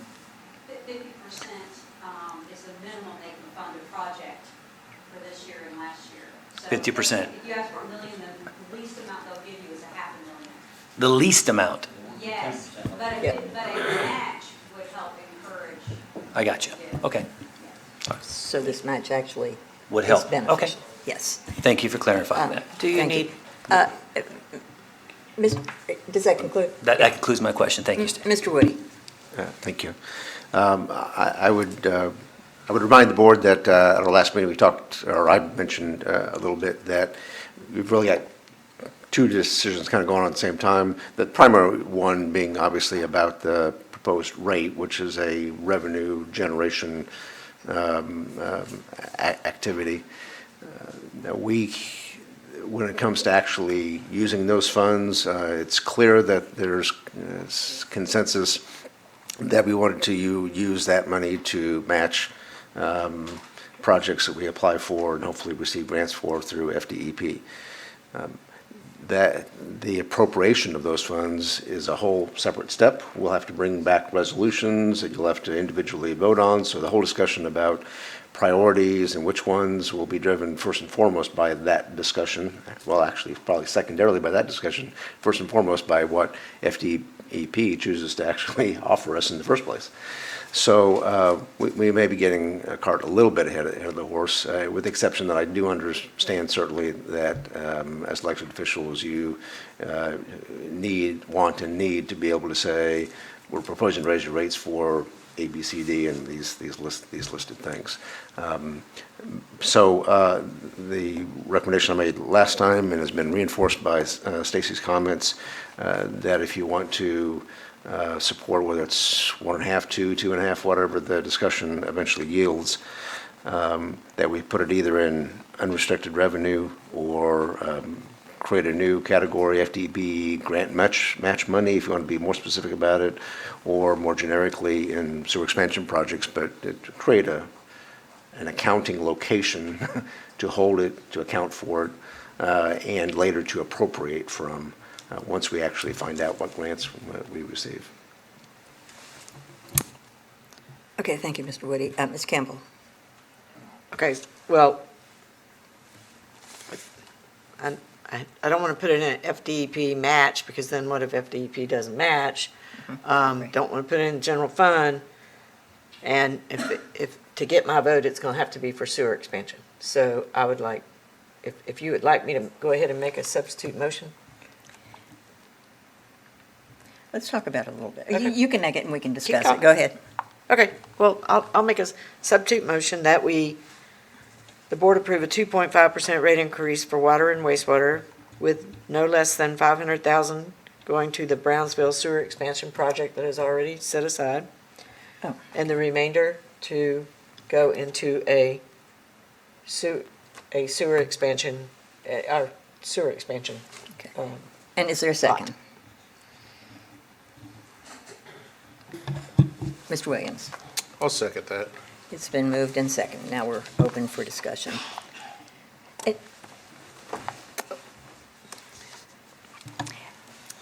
So let me back up to a couple of things. One is whether or not we get the state money, we have some. So we would theoretically have 750,000. Is there anything that we could do in Brownsville absent another grant using those monies, that 750,000? Can we make the start? Because we always do sewer expansion incrementally. The lift station at 750. Yeah. So we're already surveying for an area in Brownsville to use that, the 625,000 we have in our existing budget, and we're going to take that as far as we can go. Okay. So absent some other action by the board, we could do more. Okay. So if we added 500,000 to that, we're making steps toward Brownsville no matter what. Yes, ma'am. And I can support your motion, Ms. Campbell, to make it for sewer expansion, because I'm a big proponent of sewer expansion, as you know. Part of me wanted to put it in reserves, because our reserves are not as strong as we'd like, and we don't really have any shovel-ready sewer expansion projects that we're ready to spend that on. But if it is the will of the board to put all of the 2.5% into sewer expansion, I'm open to that. Mr. Perkins? Thank you. It's been a great discussion, and thank you, Representative Salzman, for coming and providing some critical insight into the process and how it works. Typically, and right now what we're doing is we are not passing a rate increase today. We will be setting a public hearing. We will be voting, we'll be proposing a rate increase, but then we'll have a couple of public hearings, and it will take a while, and we'll advertise everything and publicize everything. So this is just the uttermost preliminary stage. We'll be just setting it in motion. And this year is it's an anomaly because of the appropriation process. It's, now it's a DEP and it's a governmental agency type appropriation rather than the standard political appropriations that we see all the time, whereas, we've got legislators, scratching and clawing for their districts and trying to bring money home. Now, legislators will still have some impact on this because DEP does talk to them, and that's their boss and stuff, but for the most part, it's going to be DEP setting things up. And I think Representative Salzman was 100% correct when she says that if you're aligned with the Northwest Florida Water Management District, or you're aligned with state agencies that are recommending things for technical reasons. So a lot of times, these agencies like to take the political out and have technical or scientific recommendations. And so our staff has recognized that and saying, we're going to look at watersheds. So when you go to the Northwest Florida Water Management District and say, we're going to do this watershed and this watershed, they're like, yeah, that makes sense, and it will probably help the appropriation and help the recommendation. Now, we talked about the rate increase, and we have different sources of money and where things are at ECUA, and so we've got, I think our current unrestricted reserves is $5 million. Is that correct? Mr. Woody? Counting this year, right? We've been making additional investments over the last few years. It had been running strictly 3 and 3.5 for several years. We added $1 million last year, and this current year's budget proposes another, if approved as currently proposed, would bring you to 5.5. Okay, but we had the original staff recommendation was for 0 rate increase on water and sewer, and that was going to bring unrestricted reserves up another $1 million. Wasn't that the original recommendation? So with no rate increase, we're bringing our unrestricted reserves up to 5.5. Okay? Now, that's not the only money we have. We also have an account called project contingencies that we have money in. All of our projects have a built-in contingency, which unfortunately will probably be used this year because the cost of everything is higher. So it's a good thing we have that contingency, but we can't really count on any money there.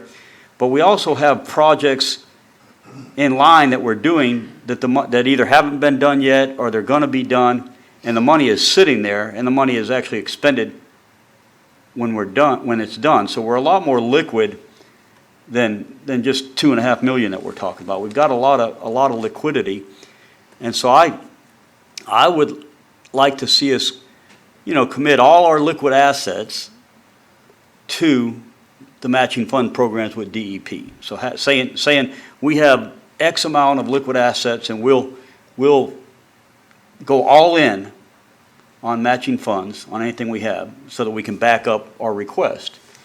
And then that will show that we're serious when we have the funds. Now, if by some miracle DEP and our lobbyists and our legislators are extremely successful and we get more money than we've got matching funds for, as a board, we can always make an emergency appropriation, emergency rate increase, which I would rather do. I don't think that's going to happen, but if it did, we could address it at that time. I would rather do that than have a rate increase betting on the come that we might get matching funds when we've already got sufficient money to cover the matching funds. Then I would have a rate increase. We don't get matching funds, then the citizens have had to undergo a rate increase that wasn't necessary. And one thing I have found is that whenever government has excess money, they find a way to spend it, whether it's needed or not. So what I would like to see, and I guess I'm speaking against the motion, is I would like to see us hold the line and have no rate increases recommended in the original staff budget, and then allocate all our liquid funds to matching funds for the FDEP process, and go from there. Because the other part of it is that we have seen a crisis in sanitation as far as keeping drivers and a number of other different costs beyond our control that have gone up in sanitation. And we're at risk of not being able to provide the excellent sanitation services that we have been providing because we're just not going to have the money to do it. We provide a bulk item pickup that other entities don't provide. It's free. We provide it for free. We provide yard trash, recycling, and garbage pickup all at about $5 a month cheaper than the city of Pensacola does. And we're talking about raising it, and I forget, was it $1.50? I forget the exact amount, but it's a substantial increase in sanitation, raising it just to meet those basic needs. I'm worried that if we raise that sanitation rate like we really need to do, and we raise this on top of it like we may or may not need to do, it's going to be more than what the citizens really need or could respect. And so I would encourage us to go with the original budget of 0 increase, designate everything we can toward matching funds for the state ask, and pass the necessary sanitation rate increase. And that would be what I would like to see. I know it's speaking against the motion, but it's kind of where my head is at. Mr. Stevens, just if you don't mind, I'd like to ask Mr. Perkins, are you suggesting that we throw our reserves at any kind of, for matching funds? What is this liquid assets that you're hoping? Yes, reserves, unrestricted reserves, project contingencies, and unallocated funds. Okay. So we have that on standby like a letter of credit. We've got this money available. Now, if that happens and we get a huge, massive appropriation, which I doubt, but if we did, then I'm all for refilling what we need to refill. The more we can get on matching funds, that's more bang for our buck, and that's more we can do for our citizens. So I think we should do everything we can. And it may not just be a BOGO, it may be more than that. It may not just be 50%, that's the minimum. So it's worth trying. But I think that working with our legislators and having staff approach it as a technical type thing is in the watersheds, I think is important. And as far as Brownsville, I'm committed to Brownsville regardless of whether or not we get the funds from the state.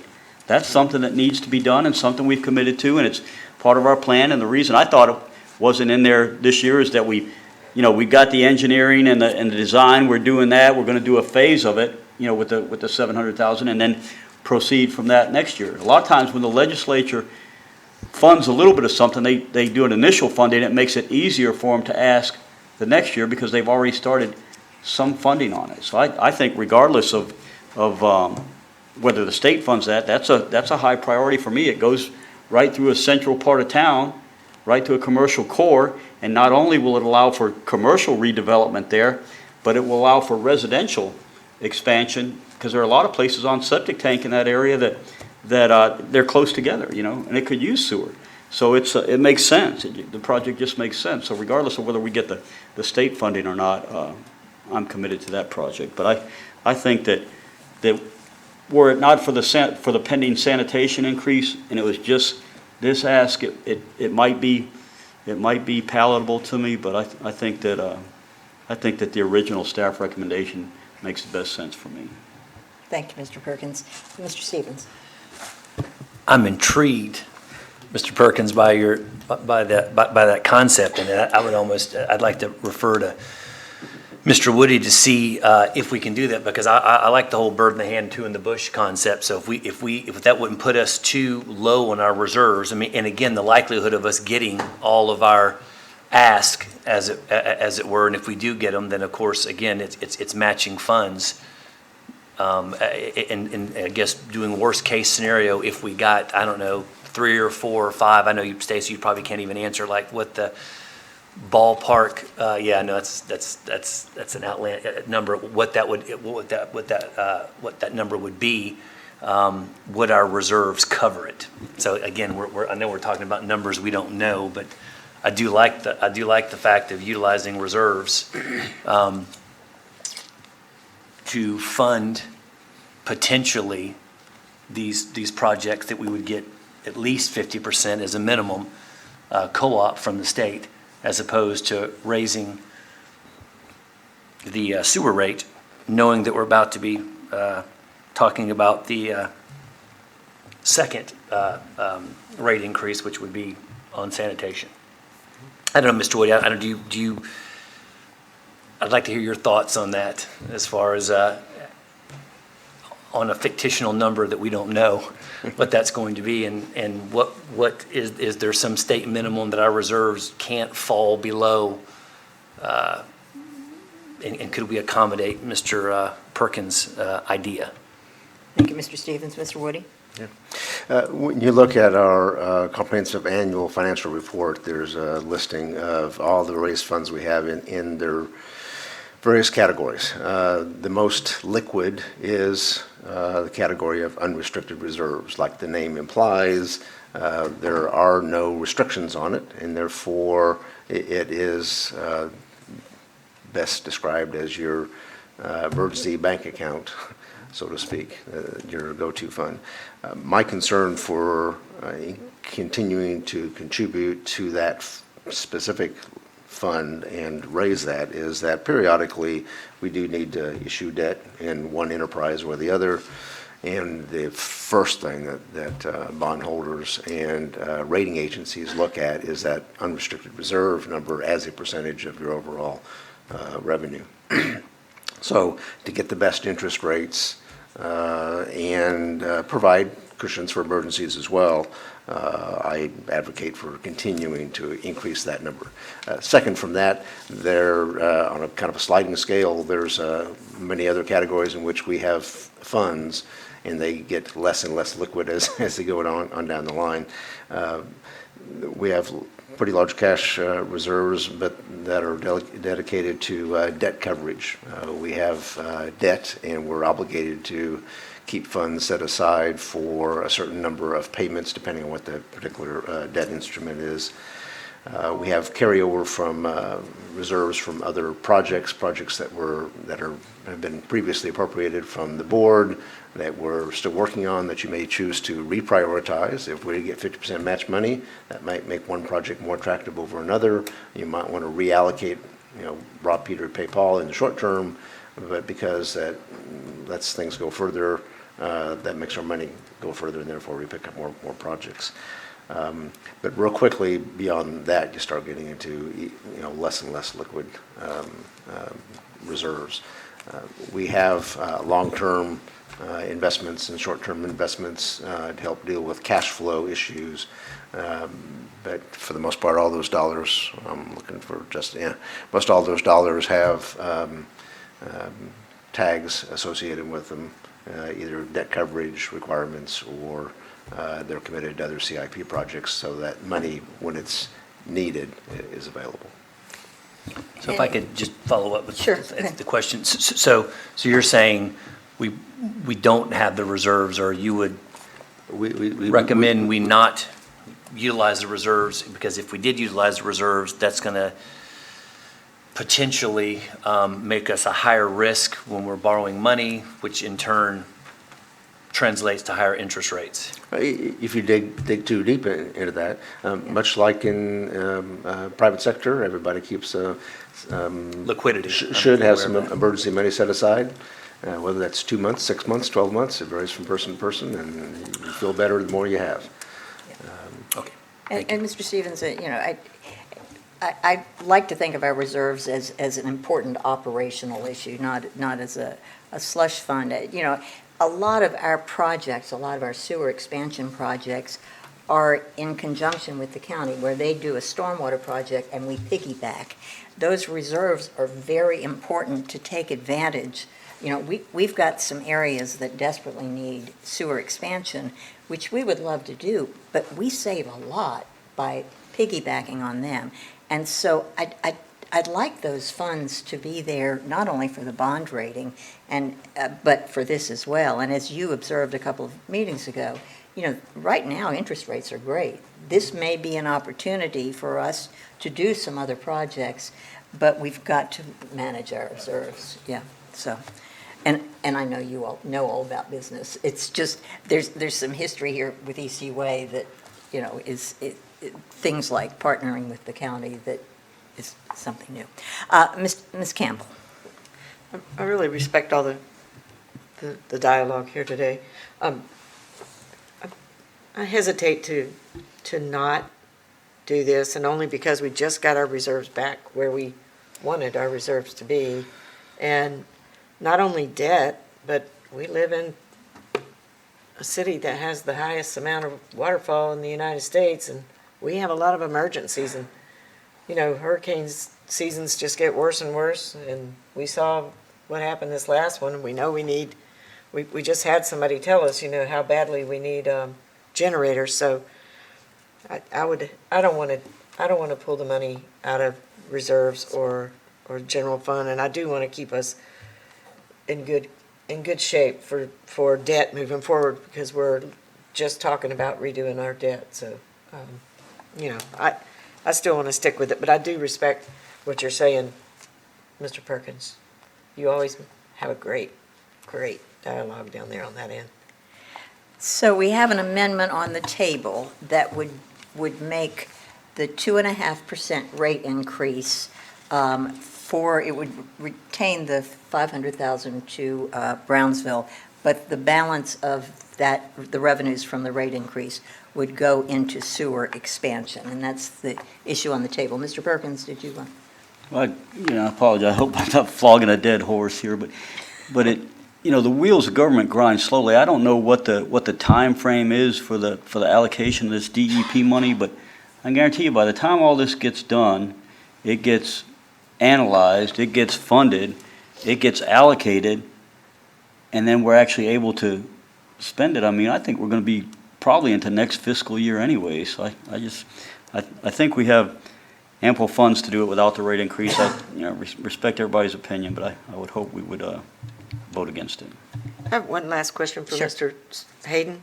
Mr. Hayden, the $625,000 that we have in the Brownsville project, does that include the $250,000 from the state?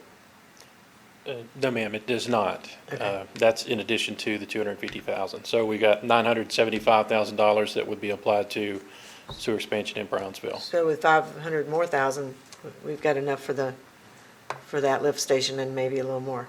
Thank you. Thank you. Thank you. Does anyone else have anything more? So we're voting on the amendment right now, which simply says if we do the 2.5%, it would be 500 for Brownsville and the balance for sewer expansion. It's not on whether we do it, this is just how that money is spent. So please vote.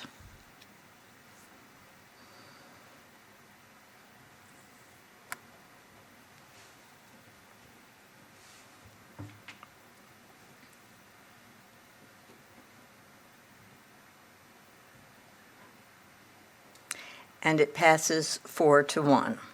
Now, the amended motion becomes the main motion, which is that we would pass a 2.5% rate increase with no less than $500,000 allocated to Brownsville sewer expansion, and the balance of that rate increase to go to sewer expansion.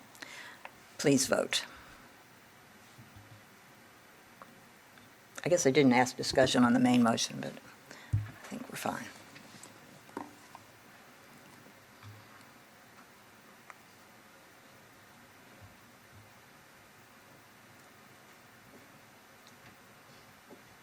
And it passes 4-1. Thank you, board members. It's always tough to do rate discussions, but that was certainly a very vigorous and good discussion, and thank you to Mr. Hayden and Mr. Woody as well, and Ms. Salzman. We take our obligation very seriously. The next item is So we're still on the. Yes, Ms. Campbell. So the next item is still part of K, is the recommendation on sanitation was made by Mr. Kimball, seconded by Mr. Stevens, that the board adopt a 9.5% rate increase with 0.5% available for increased wages for the CDL truck drivers. And the committee voted 8-2 in favor, with Mr. Williams, Ms. Benson against. And I would like to make a motion that we go with staff recommendation. It's been moved. Is there a second? I'll second. Okay. Any discussion? Mr. Stevens? You know, so this is my first meeting voting on a rate increase, you know, so I can remember being on the proverbial campaign trail at Jimmy's Grill, and I had a question, someone asked me about, you know, would I ever vote for a rate increase, and I think the response they were looking for was no, and I said, here's the thing, I said, before I would vote for a rate increase, I'm going to look at anything we can do internally, ECUA can do internally, if elected, to cut cost internally before we vote for a rate increase. But if a rate increase is merited, then I would certainly vote for it. So here I am, fast forward, you know, in this situation, after sitting in this seat for a while, right? And fielding multiple calls on missed garbage pickups. And I know we're working, first of all, to the max of our capacity with what we have to do. So this is no slight on you, Mr. Rudd, who I CC typically, but I've probably got 4 or 5 more emails here that I'm going to be copying you on, Bruce, right after this meeting, with whether it be bulk pickups, missed calls, missed pickups, or the garbage. And I know our men and women, and I'm assuming mostly men, are our CDL drivers. I'm assuming all men. Okay, so I don't want to, mostly men. Okay, all men and women of our CDL drivers driving those trucks are putting in 40-plus hours. Actually, I think all of them are working overtime right now. And I was astonished that when I was asking you all what we paid our drivers an hour, a CDL driver starting out is $14 some odd an hour, and then of course there's incentives and so forth above and beyond that. But I think about the base, because most people look in there and they look at the base. What's the base pay? I've got extensive knowledge about CDL drivers because I oversee many companies that have multiple trucks. So I hesitate to tell you all what I pay, what my companies pay our drivers, because I don't know if anyone was sitting in the audience. But nonetheless, the private sector pays substantially more. And we find ourselves competing not only with the private sector, with our drivers, but now we're competing against the city. So our partners in the city, I don't know if they got wind of, if we've got, internal folks here, but they got wind of our proposed wage increase for our CDL drivers, and they have opted to one-up us already. So I can tell you definitively, I'm shocked that we're able to keep. That's a testimony to you, Mr. Rudd, and the other staff, because they say people don't quit their jobs, they quit their bosses. So that's a testimony to these folks just enjoy us, and hopefully we're creating a super positive environment. That being the case, I get calls frequently from the private sector offering sign-on bonuses, thousands of dollars of sign-on bonuses. Same benefit, very similar benefits to what we offer, retirement programs and so forth. My fear is I'm not going to be getting, 4 or 5 calls, 3 to 5 calls a week. If we don't allot, and I know what that means, and I think, Mr. Woody, I think we were calculating week before last roughly, because you say 9.5%, and you're like, oh my God, 9.5%, but I think that equated to roughly 70 some odd cents a month, but it would actually, and I hate to use the phrase living wage, but it would actually enable us to pay our drivers a little bit more. My concern is, and I'm going to go on the record saying this, if we don't get our drivers the rate increase, I have no problem standing before the folks that voted for me and telling them why I voted for this rate increase.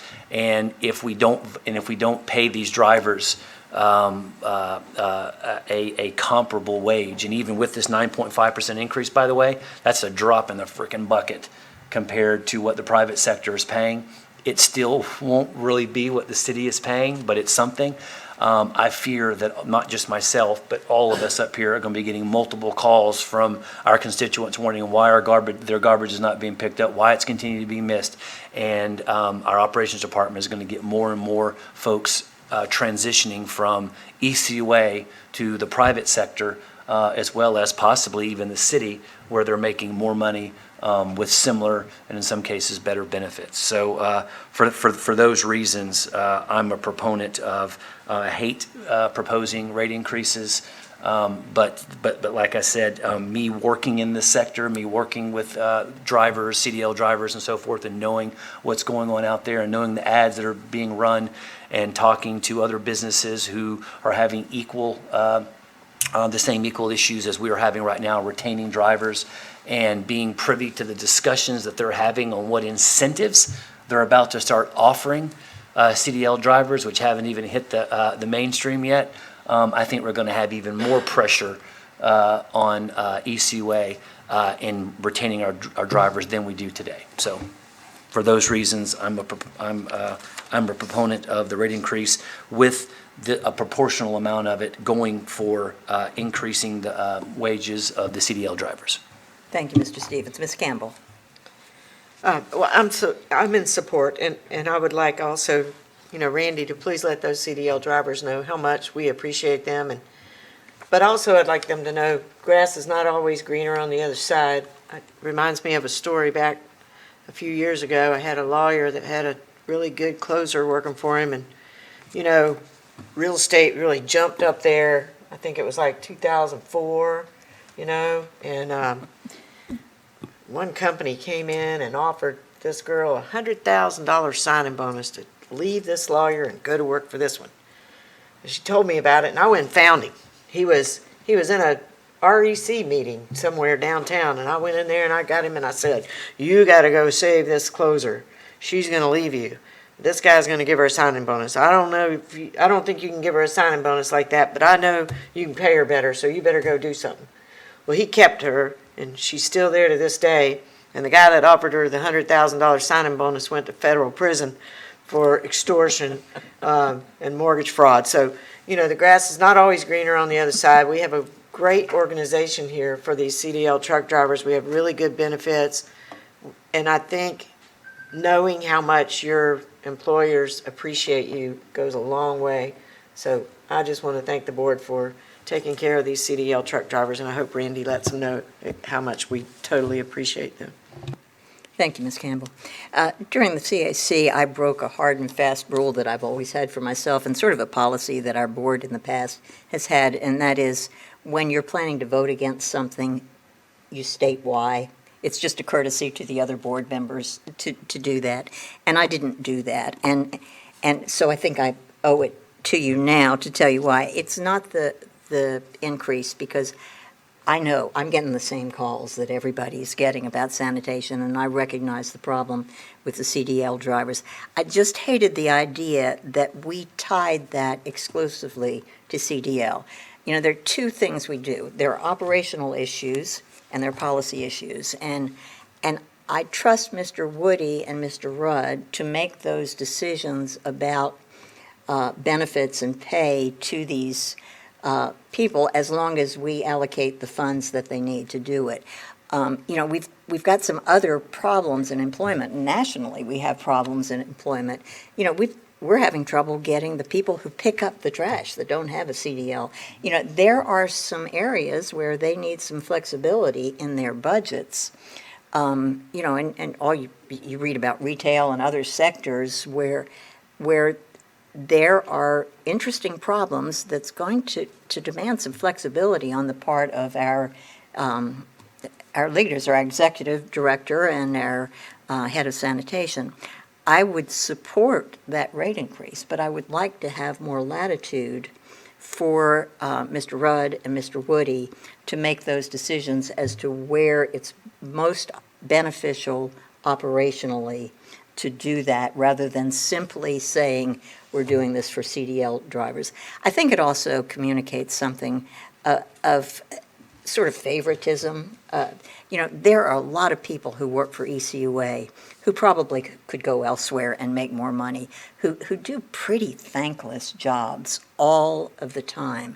They're out in 100-degree heat digging in manholes. And I think our job is to make sure we allocate the right amount of money without digging into our ratepayers' pocket, but then give the people in our organization the ability to respond where it's needed, rather than us dictating from the dais. So I would support the 9.5% if someone would make a substitute motion giving more latitude to staff.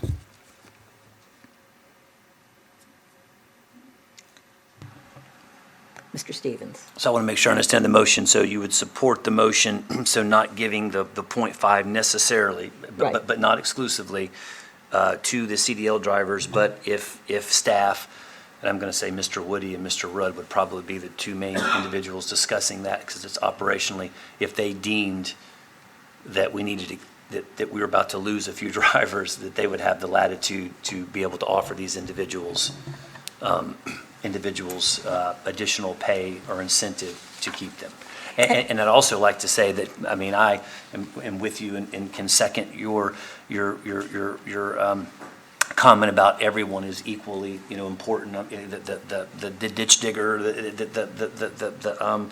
the waste hauler, you know, all of it. But nationally, I guess I'm very attuned with various businesses that I work with. The deficit of CDL drivers and the difficulty keeping CDL drivers with the insurance requirements and the driving records and things of that nature, they are darn near unicorns to find these individuals that A, have the qualifications, and B, have the driving record that the employer wants to keep them on there because of insurance reasons. But I'm open to the fact that almost like the Brownsville motion, that we would look towards the CDL drivers, but there needs to be something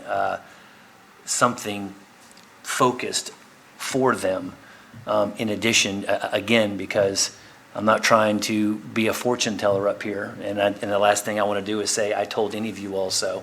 When Mr. Rudd stands up here into the year next year and says we're down a few more drivers, but I definitely think we need to strongly consider something, even if we want to scale that back, and then maybe have something else for an allotment. I just really feel that, anyway, that we need to recognize the issue before it becomes an issue. And Mr. Stevens, I don't disagree.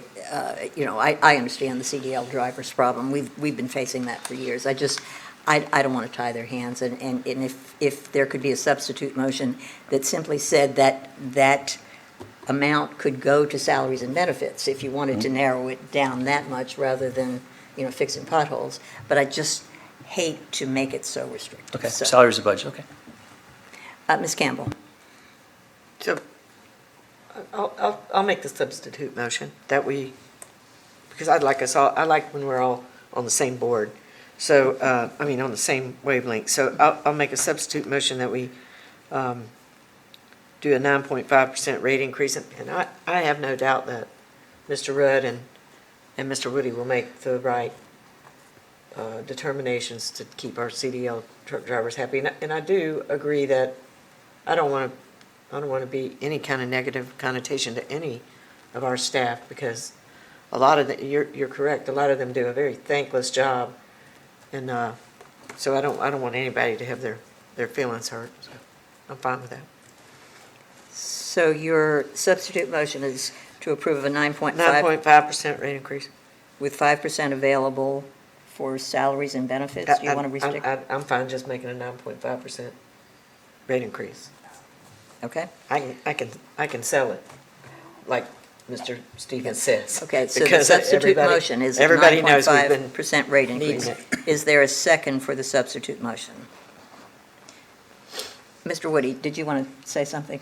I would just say if this motion is approved and the majority goes that direction, you got my personal commitment to keep you informed on what we choose to do so that there's no doubt left on where that extra 0.5% goes. Thank you. Okay, so there is a motion on the floor. Is there not a second? Mr. Stevens? I'll second. It's been moved and seconded. Mr. Williams? Yeah, since I was the other dissenting vote, I will weigh in to be transparent.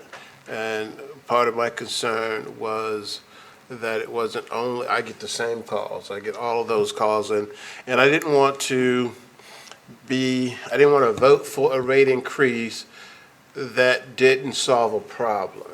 And I want the service, quite honestly, to match the increase. That is what the citizens can value as they pay for a rate increase. So to award the money more in a general way helps solve that problem, particularly training the employees to do a better job. And that is taking the necessary time, as few people as we have, as hot as it is, as long as the days are, to make sure they're trained up to do the job that's required. And that's my biggest concern. And no matter how much of a rate increase it is, and I understand that there is really more needed. That's not the point for me. The point is service rendered for price paid. And that's where I would hope that at the end of the day, that's what this vote will help us achieve. So those were my reasons for saying no, and I'm glad we have more of a general resolution that helps solve that problem. Thank you, Mr. Williams. Ms. Campbell? No, I'm Okay. just. Okay, so we now have a substitute motion on the board. There are no more lights. Please vote.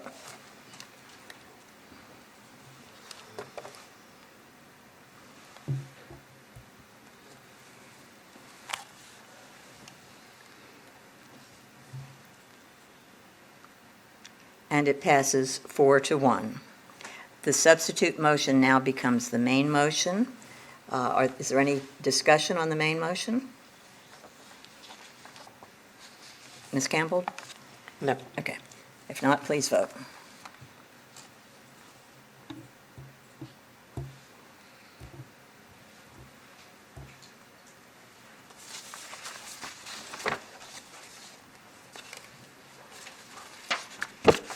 And it passes 5-0. Thank you, folks. Does anyone want to take a comfort break before, well, I guess we can charge on through. We don't have much more.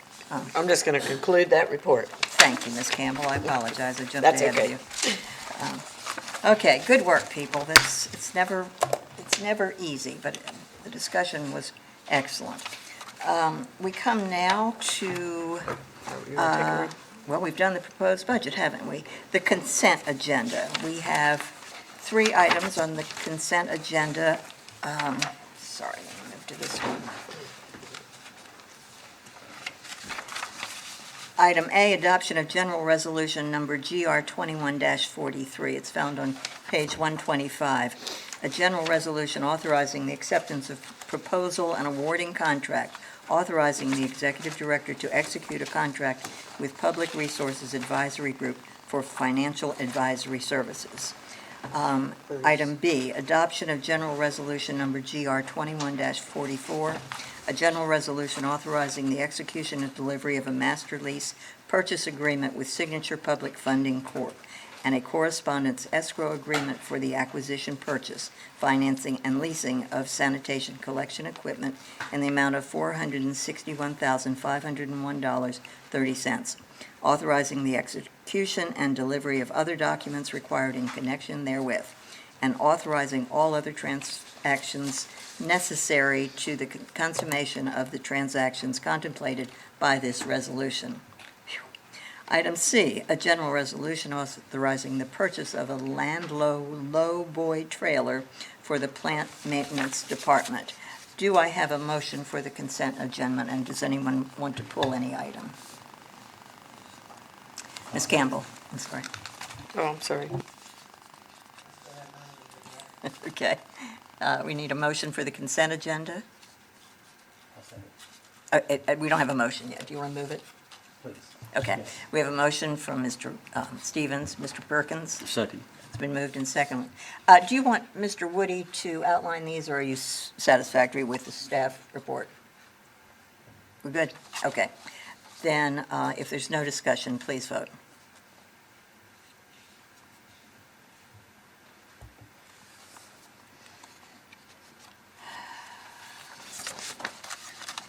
And it passes 5-0. It's nice to have unanimity again. The next item is a budget report. Mr. Smith?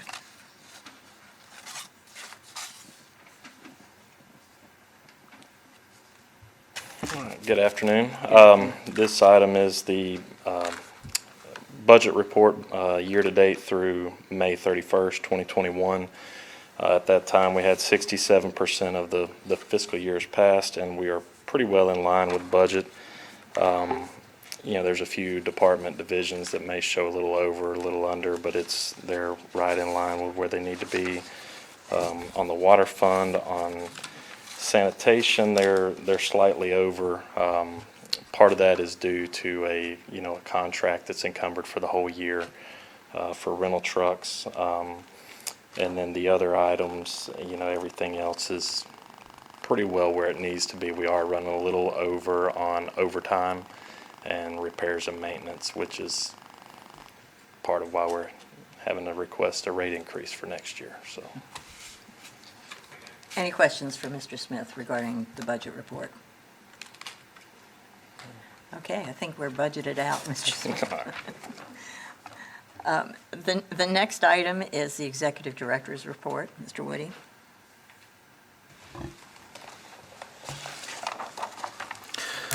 On your table in front of you are copies of the 2020 Water Quality Report, which is the narrower, taller report, as well as the 2020 Annual Report.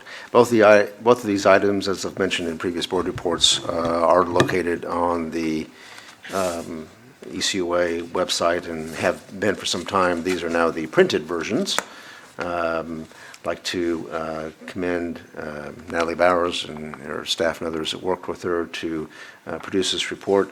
CCR is an item that's actually, there are certain content portions of that are required by the state in order to share important testing results with our customer base.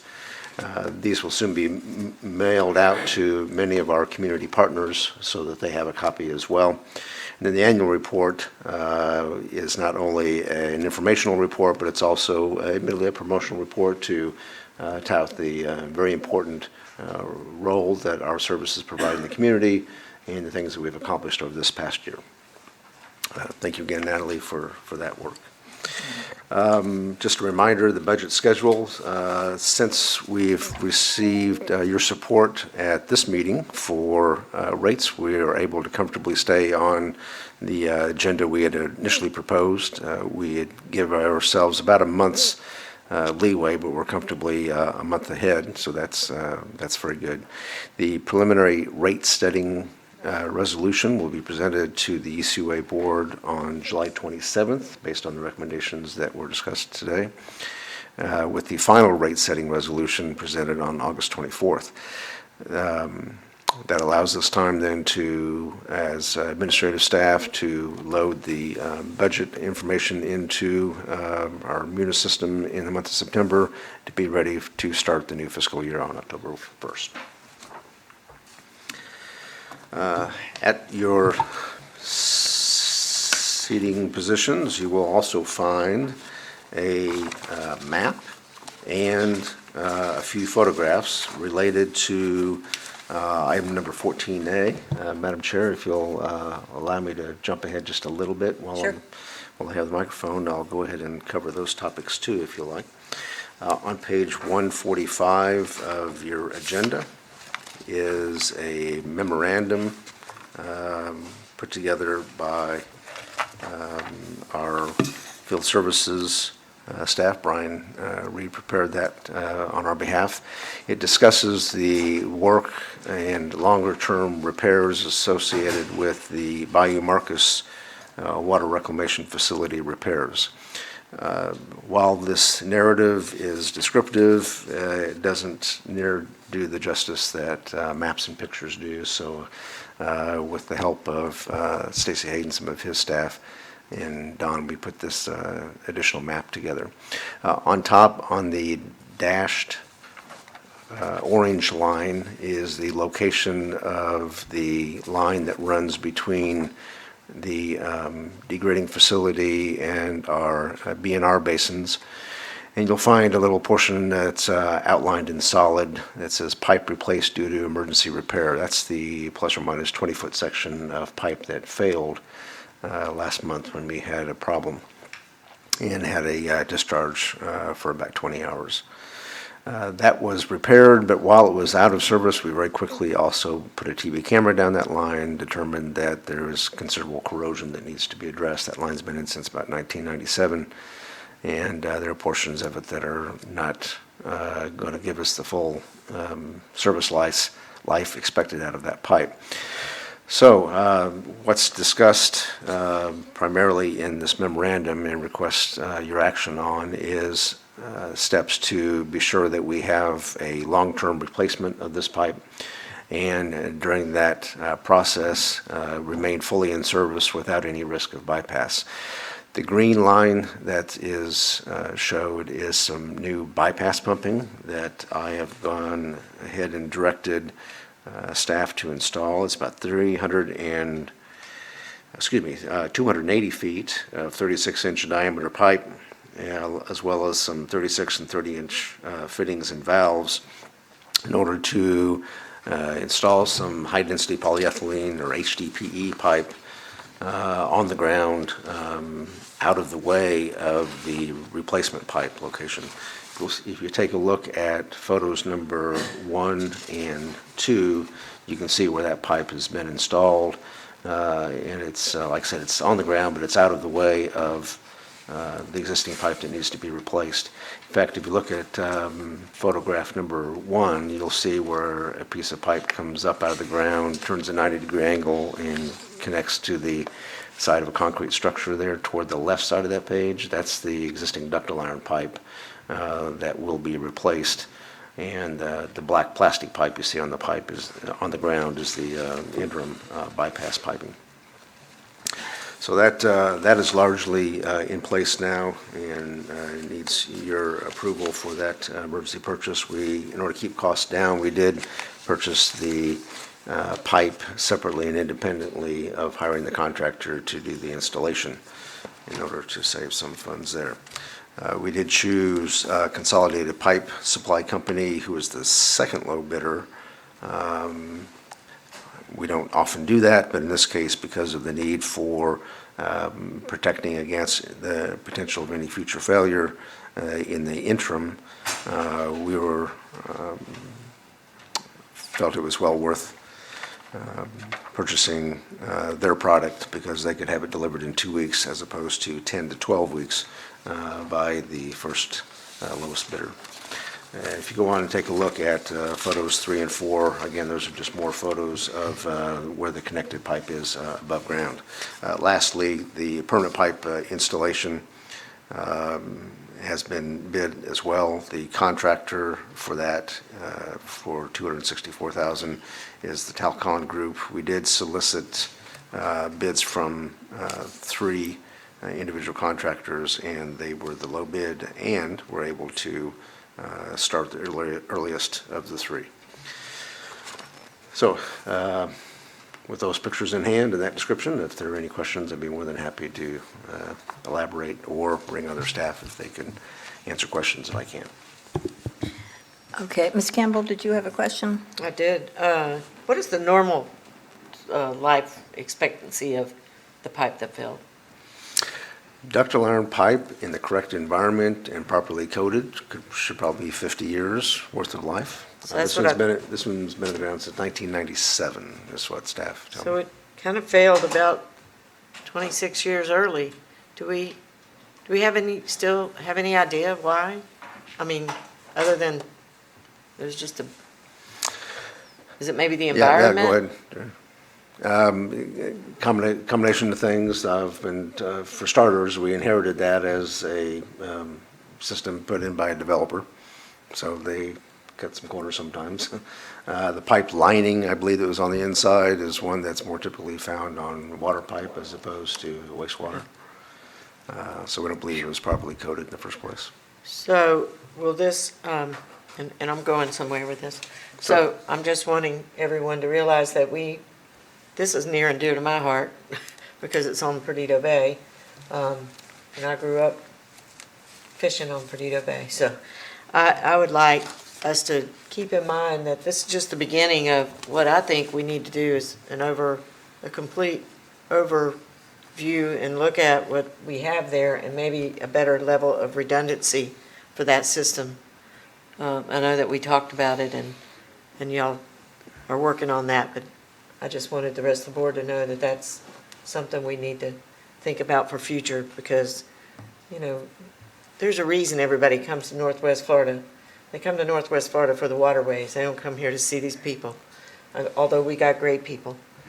They come here to enjoy the waterways, and we're unique here because we have 5 different waterways. I mean, we have rivers, we have streams, we have lakes, we have the Gulf, and we have the bays. And the bays are very special.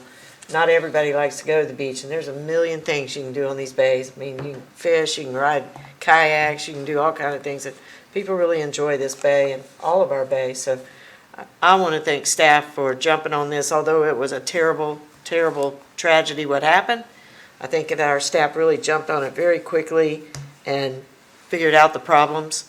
They figured out it wasn't our doing, but maybe someone that put things together poorly in the beginning and figured out the problem and what we need to do this. So I fully support this and the emergency repairs that were made, but I do want the board to keep looking forward for a better level of redundancy at this plant. Thank you.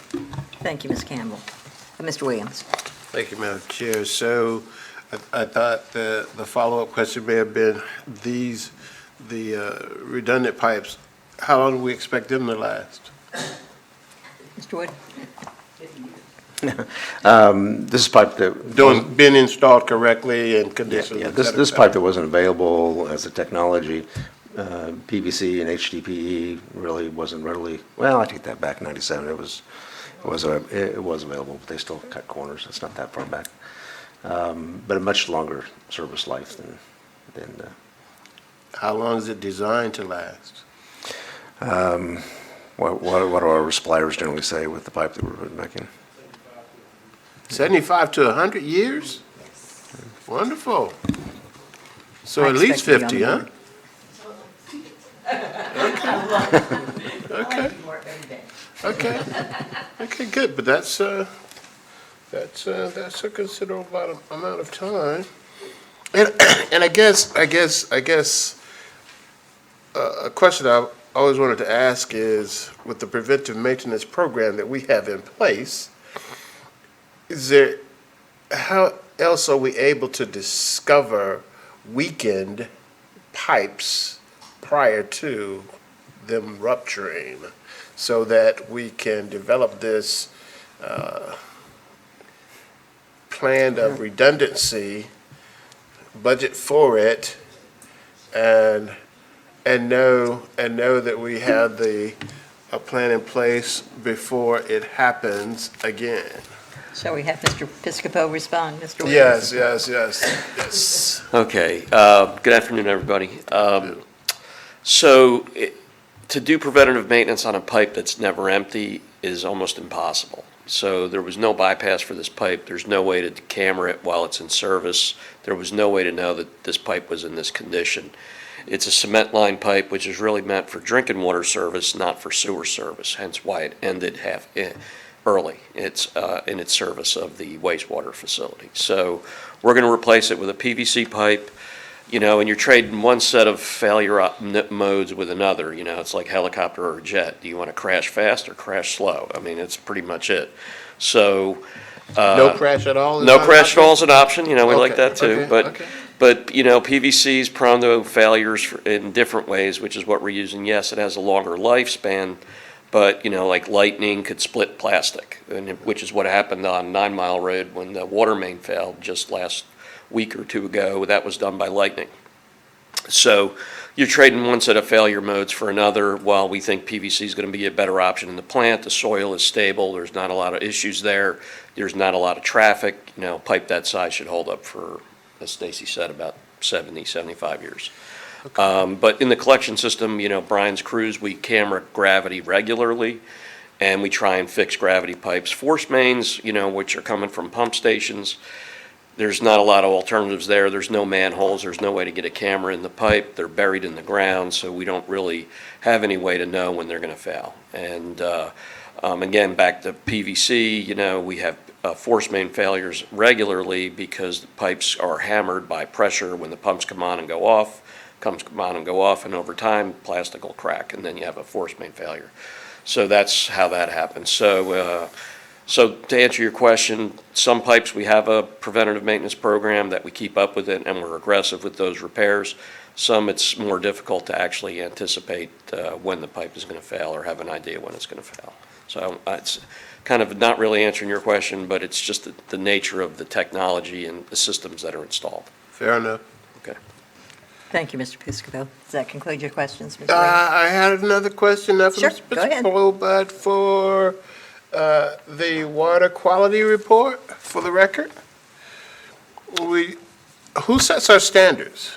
Were you saying the state sets the standards in which we? Florida Department of Environmental Protection. So these are not federal standards we follow here? Yes, ultimately, they come from the EPA, Okay, Environmental Protection Agency. Okay. And that is then delegated to the states, and in our state, it's FDEP. okay. So do we make any, or does the state make any additions to federal requirements? So is our water any better than it has to be because the state requires something extra because it's the state of Florida water? Or is this just what the federal standards say we have to abide by? No, our quality is above all standards, so it is better than what is required in all regards. Okay. Can't say we have a column that says what percentage better in each individual category, if that might be your question. No, I guess, we cannot lessen federal standards, but states can raise standards for the state. So the question is, by Florida's standards, are they the same as the federal standards? Or does Florida see the need to raise any of the incremental values in this report? That's a good question. That's one I have not investigated or had posed to me. Don, can you answer that by chance? Or FDEP standards Mr. higher Conway, in you're any particular recognized. areas? Madam Chairman, members of the board, State of Florida, to my knowledge, has not enacted any standards stricter than the federal standards.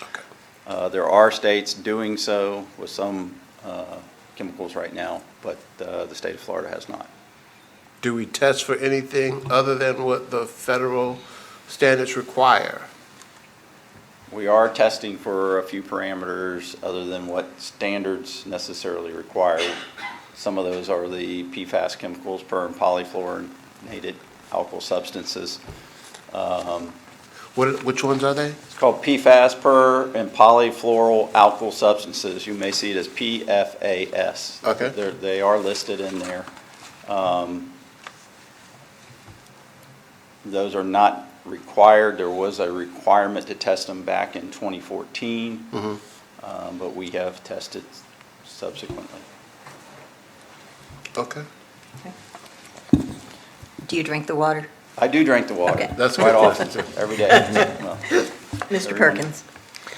Well, yeah, I mean, the state doesn't require any additional standards other than federal standards, but we do. I mean, we have community standards, and so with, a good example is the PFAS and PFOS. We said, hey, we want to test for that, and we have implemented granular activated carbon filters to remove way more contaminants than what the feds require. So we're out front and above and beyond our level of water purification. We don't just say, oh, the federal standards are the bare minimum, and that's what we're going to do. We try to go on above and beyond that. We can have our own standards that exceed the federal standards. That would have been, excuse me, Madam Chair, that would have been my final question. Did the ECUA supersede even those of the state? Thank you, thank you. Thank you, Mr. Williams and Mr. Perkins. Ms. Campbell? Yeah, that was exactly what I was going to say. We do go a step further with the PFAS and PFOS because we put those granular carbon filters. As a matter of fact, I think there's a line item on the capital improvement project list for another granular carbon filter this year. So we go a little bit above and beyond what we have to do for the federal standards. Thank you, Ms. Campbell. Does that conclude your report, Mr. Woody? Yes, it does. I don't know that, we got off into a line of questioning. I don't know that there was actually a motion and second heard on my request for support of these emergency purchases. Okay, sorry, I didn't know we needed a motion. Is there a motion to? Yeah, I'd like to make a motion to accept the, Okay, Ms. Campbell has moved. Is there a second? Mr. Perkins? Second. Been moved and seconded. Any discussion? Please vote.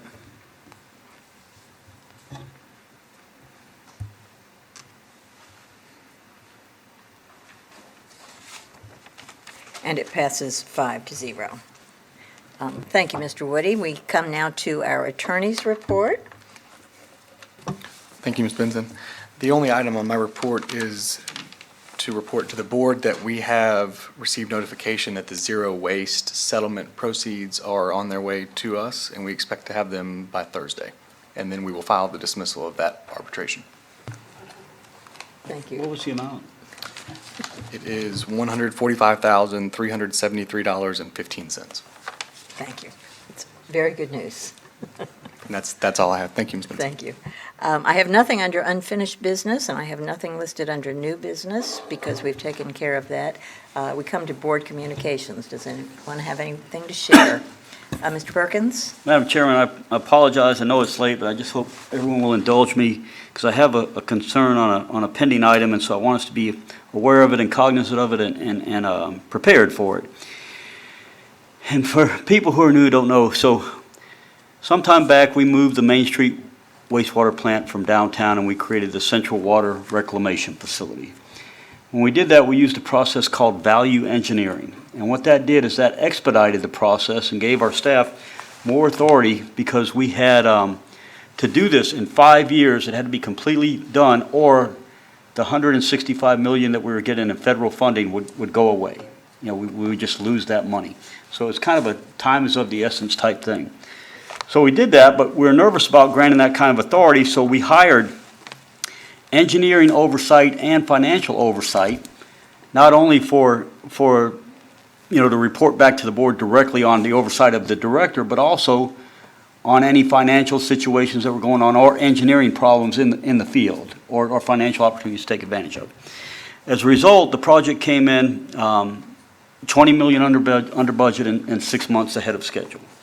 And the engineering firm was Malcolm Perney, and the financial oversight firm was O'Sullivan Creel. And so, we used an abundance of caution, abundance of oversight, and we had to plan for a lot of alternative realities. And so one alternative reality that we used, and we were very proud of this, was that we were able to basically recycle millions and millions of gallons of our water by sending it to Gulf Power and to International Paper. And so we recycled those millions and millions of gallons of water.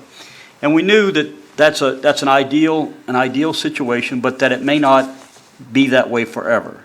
And our engineering people and the board and the director at that time was wise enough during that process to say, hey, in case this goes away, we need a backup plan and some backup property for effluent disposal. And so as a result of that, we acquired about 2,000 acres with that property. That figure may be off just a little bit, but it's roughly about 2,000 acres of property, realizing that we may have to have some uplands disposal at some point, hoping that we don't. In the meantime, the legislature has passed a bill this past year because of water scarcity in a lot of areas that says, hey, we are going to completely do away with surface water disposal in an effort to recharge our aquifer and to make sure we're preserving as much water as possible. In this part of the state, we have abundant water. We spend hundreds of millions, if not billions of gallons go right into the Gulf that we never get to use just because we have a very, very productive aquifer here. Well, with us not being able to do surface water discharge or not having some form of exemption from that based on geography and science rather than on politics, we are potentially going to have to use that 2,000 acres for wetlands disposal of our effluent, or we'll have nowhere else to put it. And so the ideal solution would be if our legislators were aware of this, they could help us perhaps get a exception to surface water disposal, because the effluent we're putting in would be cleaner than anything else that goes out. I mean, it's basically, close to drinking water quality. The problem is that if we're not able to do that, we're going to have real conflict with the Bluffs project that's going on now, because they, in their project, as part of their plan, use that acreage that belongs to the citizens right now for that development, as I understand it. I could be wrong about some of this, but I'm trying to avert a potential problem. So if that development is going to use part of that acreage, and they've never said, hey, we're going to take that acreage from ECUA, we're going to justify them and the ratepayers appropriately for it, for that acreage. But what I worry about is that we get in a situation where, and Representative Salzman helped get an appropriation for it, and so I want to have us cooperating with them. I'm worried we're going to get into a situation where we're going to have no other option for effluent disposal than that property we own, and they're going to say, hey, we were counting on that for our economic development project, and we're saying, hey, no, we have to have it for effluent disposal. And in the past, we had a government affairs director, his name was Tim Haig, and so a lot of these things were taken care of, and so I don't know now who's handling those responsibilities as far as communicating with other government entities, our lobbyists, and the legislators, and who's helping to avoid these type of situations or get them worked out in advance. And so I worry, I'd just like to know from staff, what are our plans to communicate with the legislatures and to on this specific issue, but also on a larger scale, the duties that Mr. Haig done is somebody taking over those responsibilities. Mr. Woody, would you like to respond? Yeah, admittedly, the majority of his duties have been decentralized, some conveniently, some less so. We have made investment in our social media staff person using a portion of those funds. We've also now in the second year of using our lobbyists for not only asking for legislative appropriations, but to try to take on larger tasks as well. So largely the more specific things you've just mentioned fall more to me in combination with our lobbyists. Grant types of things, which Tim also helped us with, is being more decentralized out to the different divisions depending on what the particular grant source might be it sanitation versus water versus wastewater. Yeah. Mr. Perkins? But I just hope you know of that potential, those potential landmines out there, and that we're working to address it. Because I would hate for us to get a situation where we're in a legislative session and we've got the legislators working on one thing and we're diametrically opposed to what they're working on. That's not going to help us get any of our appropriation or anything. So I don't know how we step up that communication or improve it, or you know, I guess we could pull in the stakeholders, the people who are involved in that project, and say, hey, this is a potential problem. How do we resolve this? And maybe we can get it figured out. And it may be that Mr. Beasley is you know, going to play a role in that too. I just don't know. But I'm just worried, looking out on the horizon, how we address that. And I think Mr. Palmer probably is very cognizant of what's going on statewide for these things and can help us monitor that.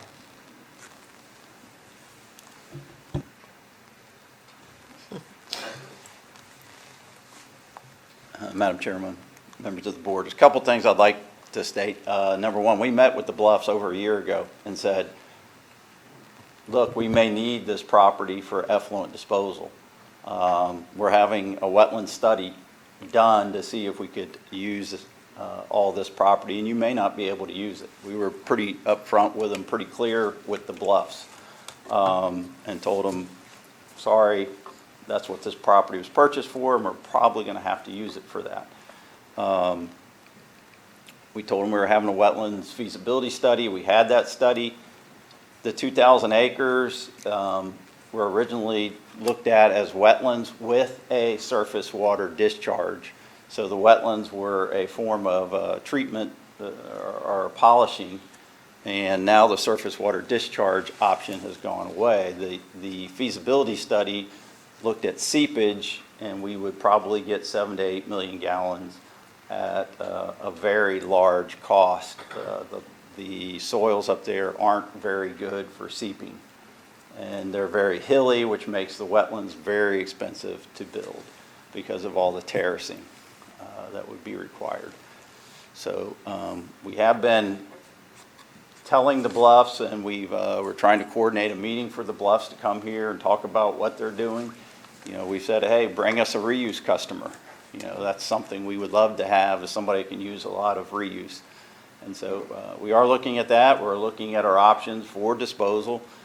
We've been in, had some just off-the-cuff kind of discussions with the SIN, talking about the sustainability people. We're still trying to talk to Gulf Power about other ways they can use the water.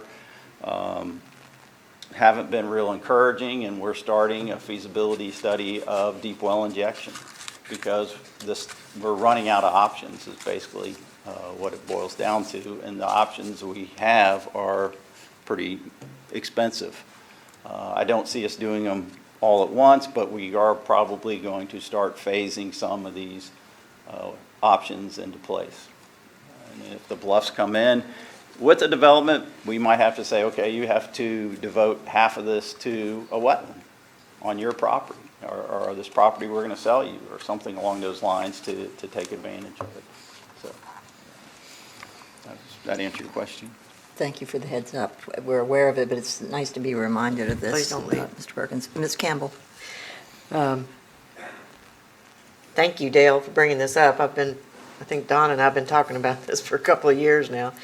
I was aware of that bill going in, I think it was last year they first tried, and I went over and met with the bill maker at the side door at the last minute, and he assured me that they would carve out, they were aware that we were in a different situation.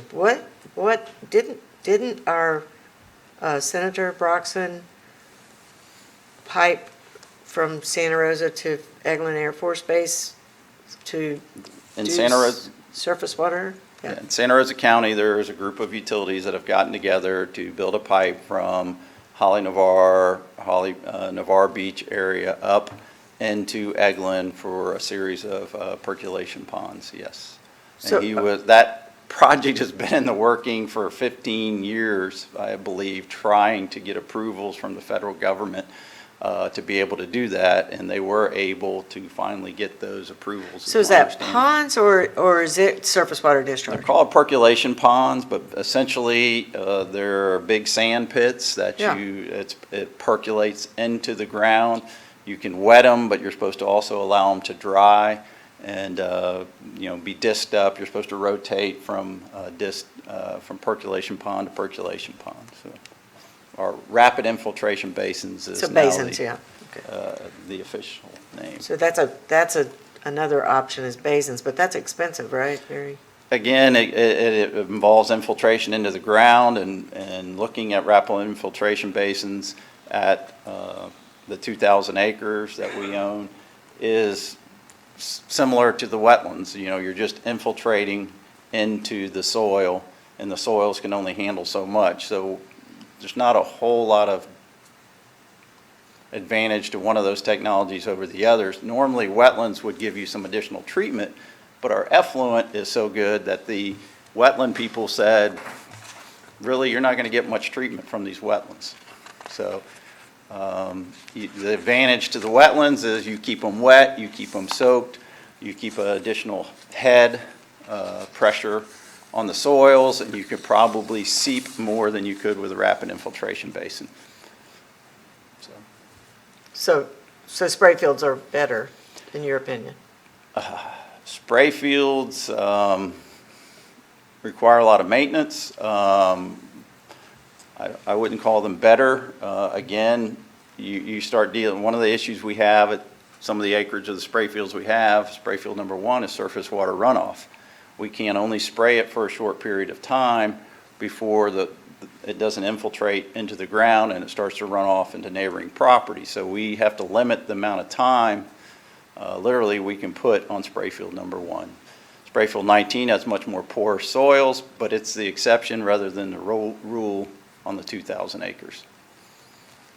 So I'm really glad that, Dale, you brought this up, and I think that we definitely need someone sitting on Florida West, at the Florida West meetings, like Tim Hague used to do. Is somebody, I do you I go? attend those Okay, meetings, that's why perfect. I'm late getting here. They start at 1:30 on the same day as the board meetings. That's okay, you're the perfect person to do that, thank you. And, I get chastised for being involved with Florida West, not involved, but ECUA paying to be a member of that board, but I think that it's imperative that we do so that we keep our eye on the ball, so to speak. And I share your concern, deep concern over this issue, Mr. Perkins. So I think that we should all talk to legislators and say, that's a very important project to them. And maybe, I've talked to Mr. Luth, Scott Luth, about coming out and speaking to my CAC, because I can tell you, the CAC, the new members, and I don't know how much Mr. Williams and Mr. Stevens know about the project, but I can tell you that my CAC knows nothing about the project. So I've asked him if he would come out and explain everything. And at that time, we need to strongly talk about our concerns with the Bluffs project and our ability to get rid of effluent. So thank you very much for coming up and. I believe we do, or have scheduled, or about to, we're trying to schedule him to come and give a presentation to the CAC. Perfect. That's a perfect time, I think, for us to bring this up again. Mr. Perkins, thank you. Thank you. Mr. Williams? Yeah, so what I don't understand is we own the property, but the Bluffs have we have an agreement with them, or they have some rights to the property? And I'm not sure who the Bluffs are. Florida West is an economic development arm. They have come up with a proposal to use the land. There is no written necessarily agreement. Might say there's an understanding that if they found a suitable tenant, the idea was Gulf Power and International Paper are meeting our effluent disposal needs. Therefore, the 2,000 acres was bought with basically government money. Could they use the property we would get? I think the understanding was we would sell them the property if they were able to find a tenant. It is a proposed development, certain tracts of land they have set aside, some of which we own, I believe one of which or two of which we may not, or we own. One of which we don't, one of which I think we own part of. And then the other two are on the 2,000 acres. And it's in a corridor that kind of runs along, starting on Kim Strand Road and runs up along the entrance road to the plant is one, and then the other would need a road much all the way up to Becks Lake Road, most likely, going through the 2,000 acres to access them or come in off of Becks Lake Road. So it is a perfect property because it's got rail, water, gas, everything for industry that you would need. But we have this problem now that what are we going to do with our effluent if we get rid of the 2,000 acres? But there's no written agreement that I'm aware of that says you can buy this property, but I think there is kind of a, we'll talk to you when the time comes. Does that conclude your questions, Mr.? Thank you. Thank you. But we do own the property? Okay, thank you. And Ms. Campbell? And I'd like to add, just something to think about for the future. I'm not really in favor of selling that property. I might be in favor of leasing the property, and I've said that all along. I think somebody needs to maintain the property because it's our campus too, so just keep that in mind when the time comes. Thank you, Mr. Palmer. I did have one communication too. Okay. I did get a message from Ms. Schneier. She thanked us very much for her absence at CAC. Her mother was in the hospital for 2 days, and it was a good thing she got her there when she did. Thank you. Thank you. And I apologize. I have a community meeting tonight, so I'm being a little pushing things forward. I got to be across town to address a neighborhood group. We come to our second open forum, and I have no pink slips. Is there anyone who wishes to address us in open forum? Okay, thanks. It was a great meeting. We are adjourned.